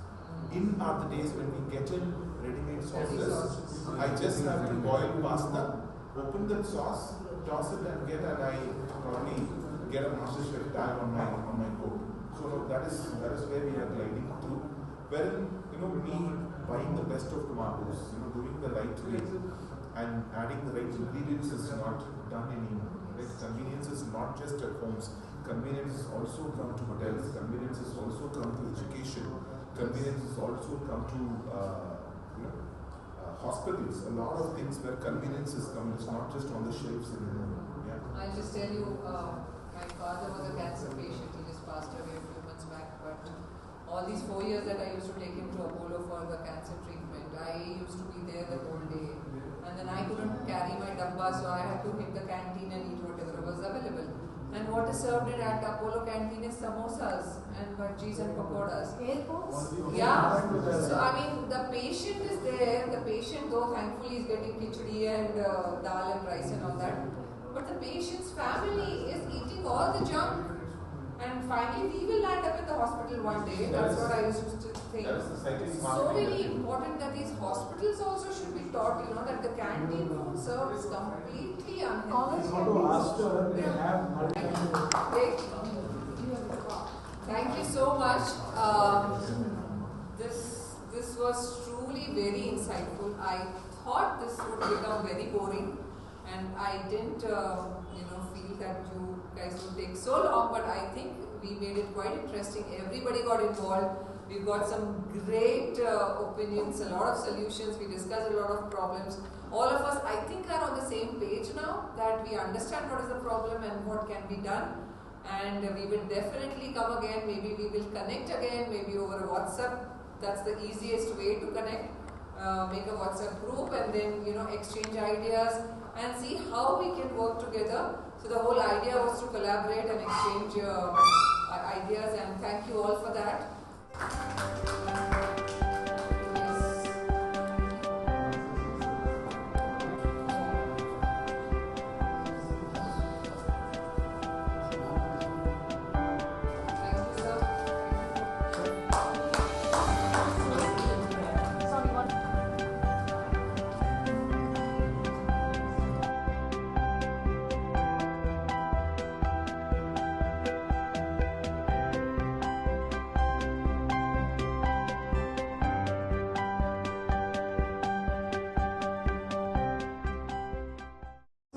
Welcome you all for the award ceremony of today's event. It has been an incredible day here at the SuperChef Interculinary Challenge, organized by MyThali's in collaboration with Faculty of Hospitality Management and Catering Technology at MSW University of Applied Sciences. We witnessed exceptional culinary talent from 20 top culinary colleges across South India, showcasing not only their cooking skills but also their commitment to creating food that is both nutritious and delicious. This event was more than just a competition. It was an important step towards reshaping India's dietary habits. Through the MyThali's program, a flagship initiative by Arogya World, we aim to inspire future chefs to think differently about the food they prepare. With poor nutrition being a key factor in the rise of non-communicable diseases, the role of these young chefs is promoting healthier eating choices is more crucial than ever. Today's challenge demonstrated not only the creativity and technical prowess of the participants, but also their dedication to make a positive impact on India's nutritional landscape. The roundtable discussion on the need for nutritional education in culinary and hotel management colleges highlighted the importance of equipping the next generation of culinary professionals with the knowledge to contribute to a healthier lifestyle. I would now like to request everyone to stand up for the Ramaya anthem.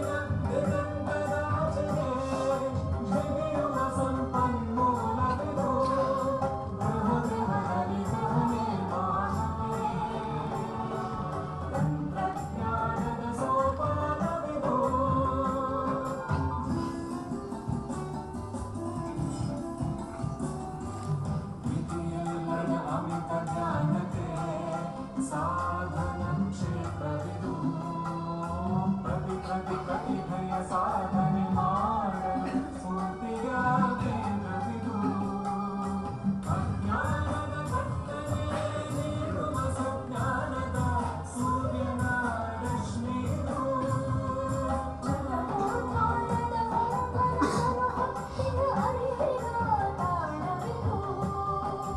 ಅರಿವಿನ ಹಳದೆಯು ಬೆಳಕನ್ನು ಚೆಲ್ಲಿದೆ ಅಸಂಖ್ಯಾತ ಕಿರಣಗಳು ಎಲ್ಲೆಡೆ ಹೊರಹೊಮ್ಮಿವೆ ಜಯವೆನ್ನುವ ಈ ಸಂಸ್ಥಾನಕ್ಕೆ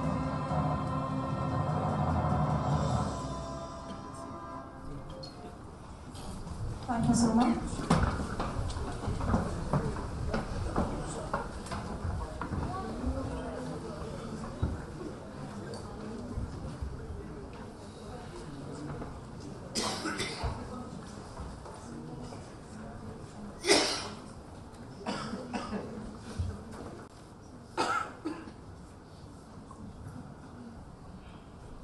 I request our chief guests, the judging panel, MyThali's team and Chef Nagareka to water the sapling to start the award ceremony on a sustainable and positive note.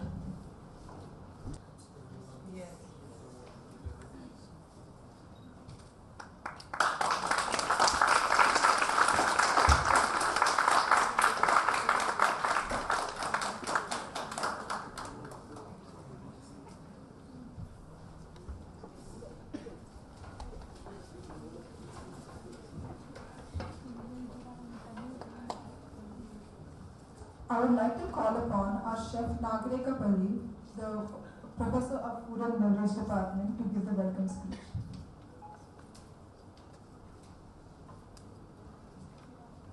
Good evening, everyone.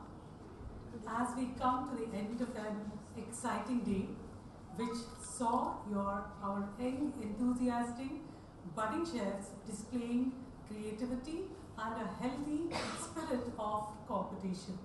We were happy to note that they are conscious about the health of their guests and are keen on ensuring that they serve them healthy dishes. I would like to welcome our esteemed chief guest, Chef Vinod Bhatti, and our judges, Chef Balachandar, Chef Indra Singh, Chef Sathya Seelan and Mr. Nameesh, who joined us today and lent their expertise to both the roundtable discussion and the culinary challenge.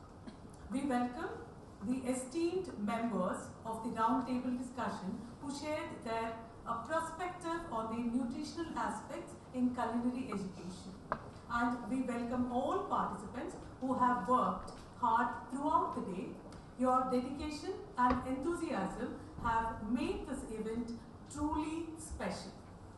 As we now move forward to the award ceremony, I would like to acknowledge the creativity, skill and effort that each of you has put in this challenge.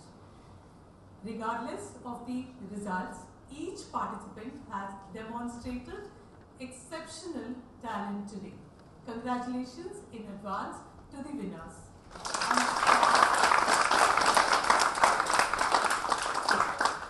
I'm sure that all of you are eagerly waiting for the result. So let me hand over the stage to Miss Smriti of FHMC.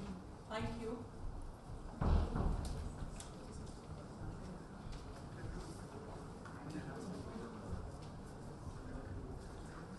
May I request the judging panel and the chief guests to join us on the dais, please.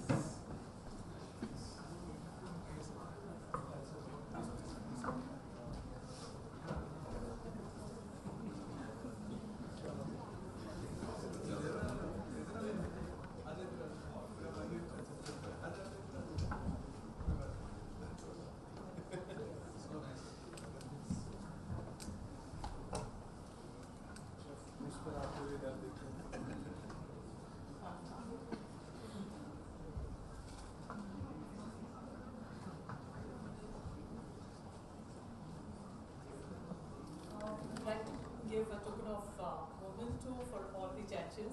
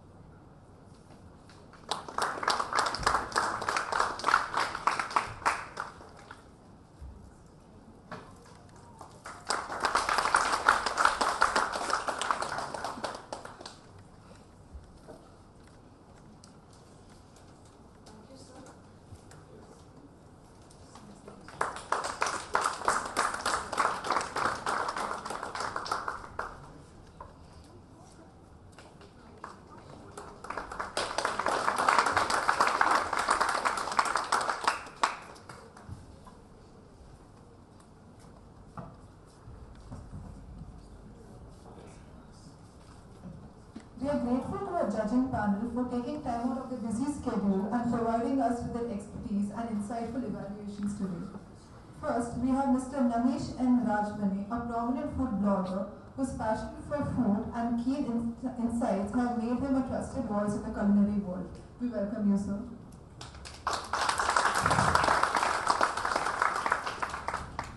We also have Chef Sathya Seelan from Show, known for his refined culinary skills and long-standing contribution to the hospitality industry. He is an accomplished culinary professional with over 2 decades of experience, specializing in South Indian cuisine and international cooking. Welcome you, sir.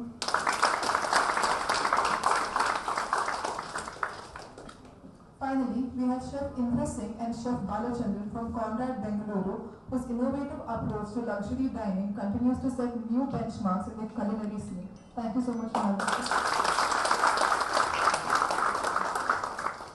We're grateful for the professional and proficient evaluations today. It's an absolute honor to introduce an esteemed chief guest for today's event, Chef Vinod Bhati.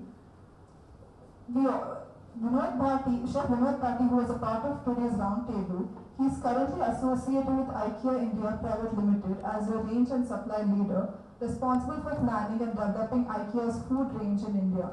He has a rich background in hospitality, having previously worked with Taj Mahal Hotels and the American Embassy in Delhi as an executive chef. May I request Chef Vinod Bhati to address the gathering on his experience.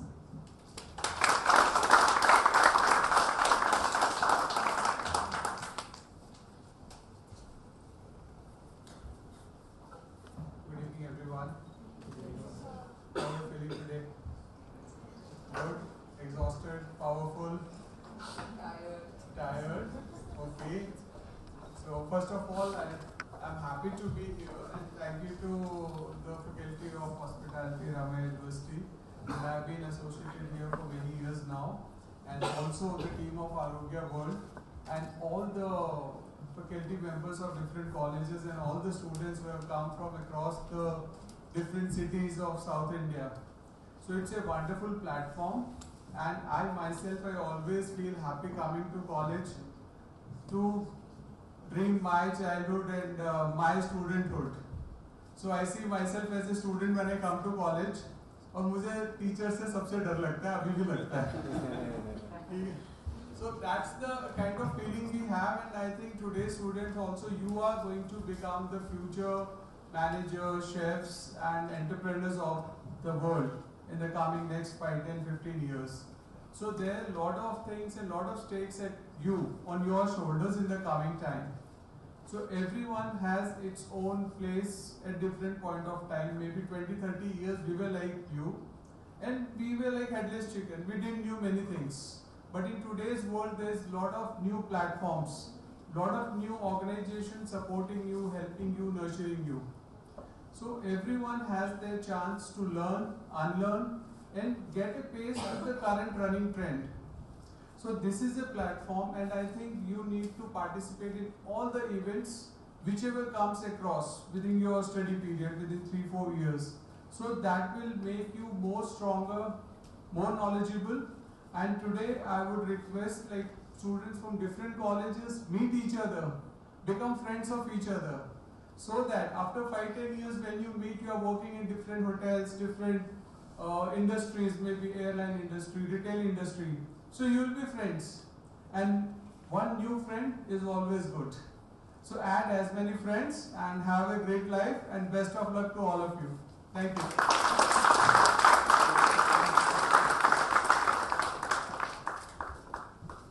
Thank you so much, sir.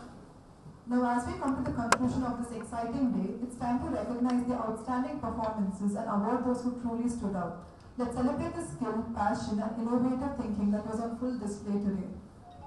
We're going to start with memento distribution for all the participants. Yes. Salman S. K. Chandana.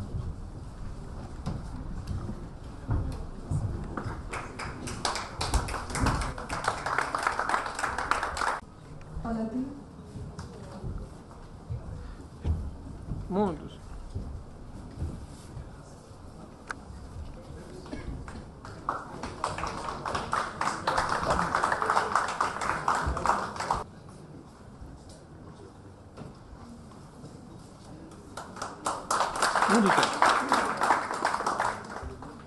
Vijay Vinod Ashish Chakko.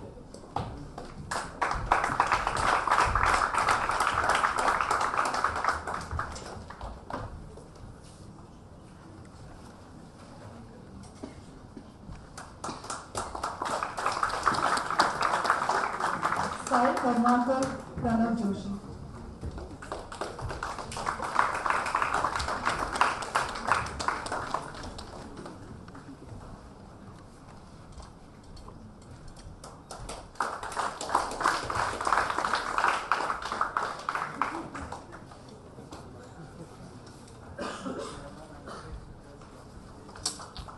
Aryan Garg Aditya Chauhan.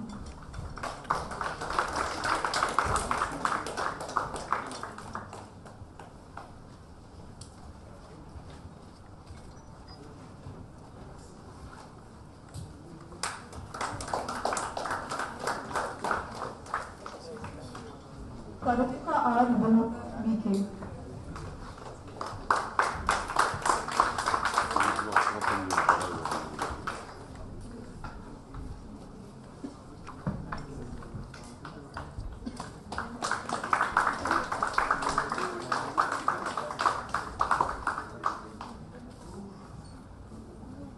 Girish Kalyan Sri Gauri.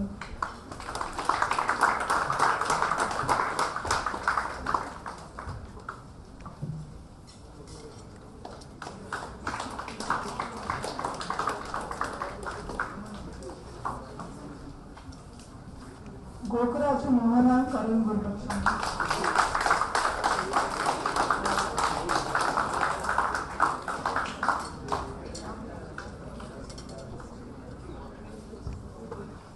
Shabna Sharan Dimple Khoya.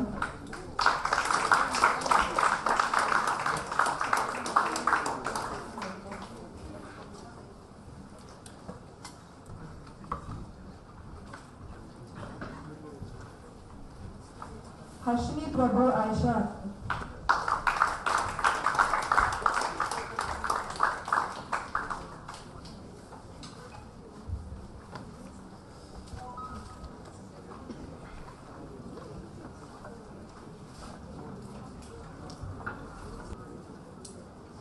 May I request Mr. Nameesh N Sathya Seelan to give away the prizes to the second runner-ups?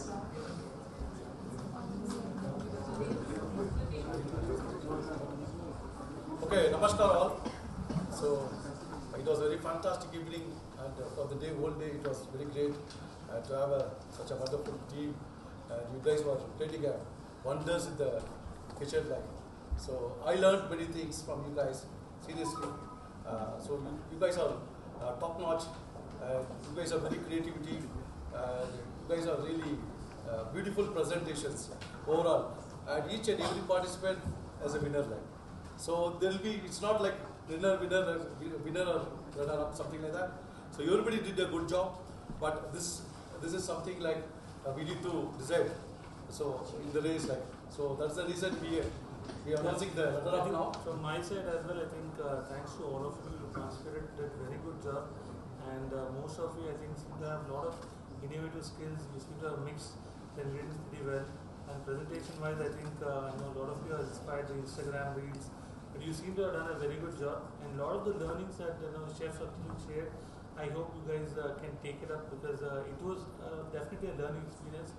But thanks to you guys, you've done a wonderful job, and good luck for all the opportunities. But yes, this one is an award. Probably it's you should not feel deflated because of the order of the ranking of the awards. But we feel more encouraged because all of you are winners, as Chef was telling. Right. So the first, second runners up, Akshay Palati, and.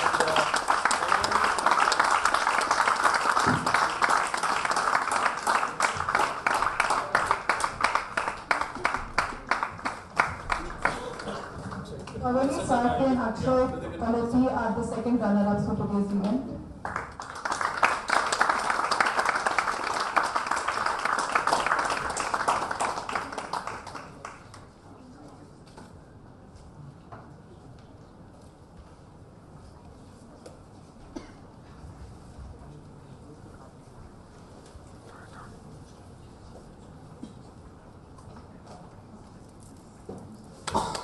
The second runner-ups have won a cash prize of 2,000 rupees.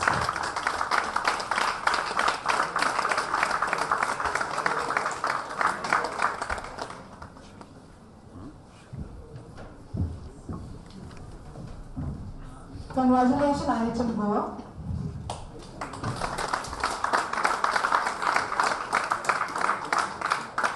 May I request Chef Indra Singh and Chef Balachandar to give the first runner-up prizes.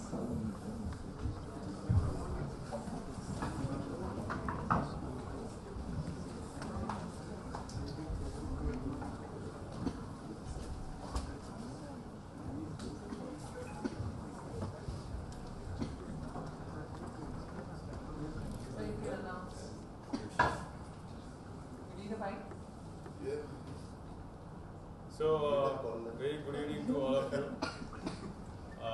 It was, as he mentioned, Chef mentioned, it was a wonderful evening to see all of you in one platform, and thanks for the opportunity as well. And we always have to make sure, remember one thing, that as a hotel industry, as a chef, as a managers, we are connected with everywhere. So the industry is very small. After some years, I will see you as a manager in some place, a chef in one place. So it is possible, and thanks for the opportunity, and good luck for your futures. We are looking forward to work with you. Because you are the ginger. Okay, so we announced the first runner-up, Pranav Joshi.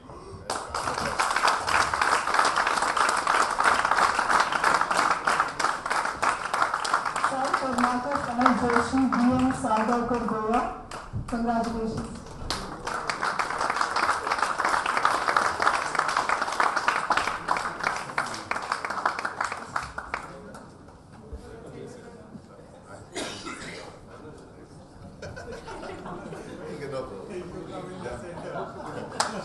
Let them come in.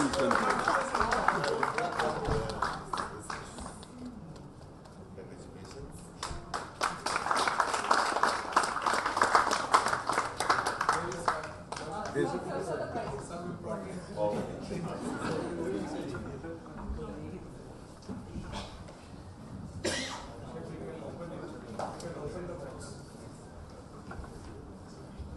The first runner-up is cash for 3,000 rupees.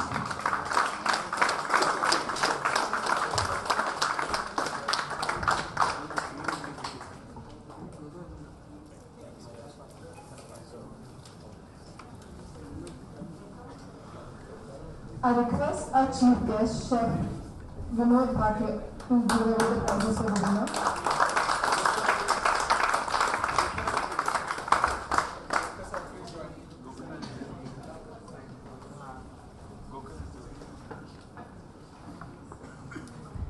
So good evening once again. So as the eminent jury has judged all of you, and they have judged wisely, and I always believe there is very fine moment of first, second, third. So in a race, everybody runs in a 10-second race, but the first is 10.1 seconds, second is 10 minus 1 second. Hardly half a second also matters. So everybody has done a great job. Minor enthusiasm can bring you to the next level. Okay? So the first runners, the winners are Karan.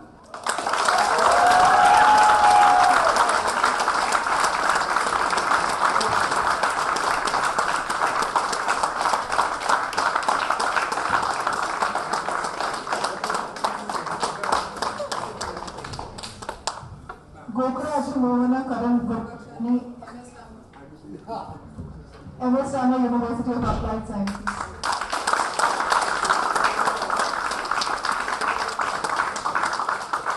We have won a cash prize of 5,000.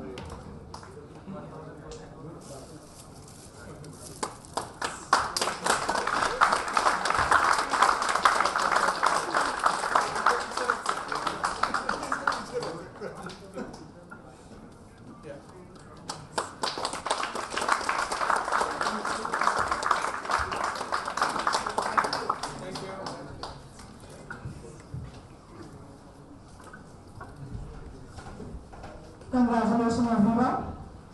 Thank you judges.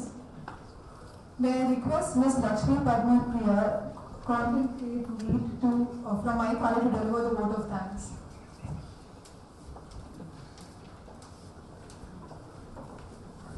Good evening everyone. On behalf of Arogya World, it is my great pleasure to extend our deepest gratitude to everyone who contributed to making the SuperChef contest such a remarkable success. First and foremost, a heartfelt thank you to our esteemed chief guest for honoring us with your presence and inspiring our participants through your invaluable insights. A sincere thanks to our distinguished judges whose expert evaluations brought out the best in this competition, transforming it into a true culinary showcase. We also extend our appreciation to the experts who joined us for the roundtable discussion and shared their thoughtful perspectives on the importance of nutrition education to change the way India eats and to make Indians healthy. A special shout out to the 40 brilliant students from Bengaluru, Tamil Nadu, Kerala,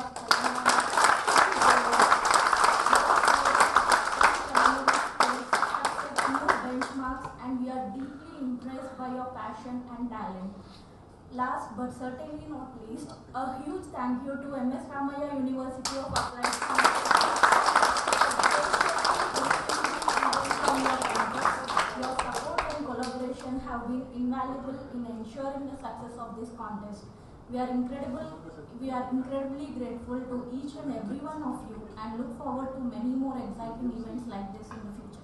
Thank you.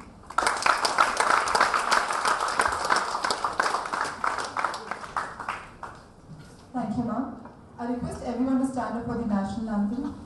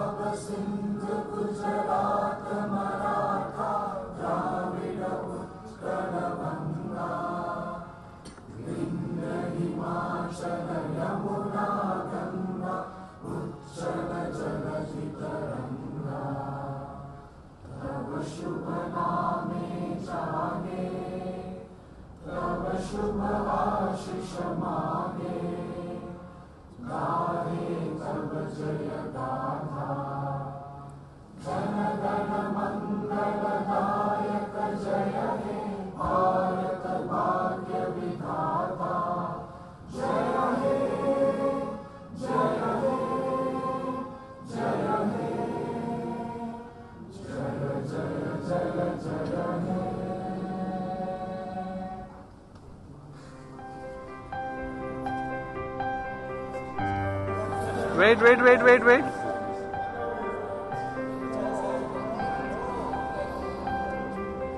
1, 2, 3. All of you one time. Yes, ready? 1, 2, 3.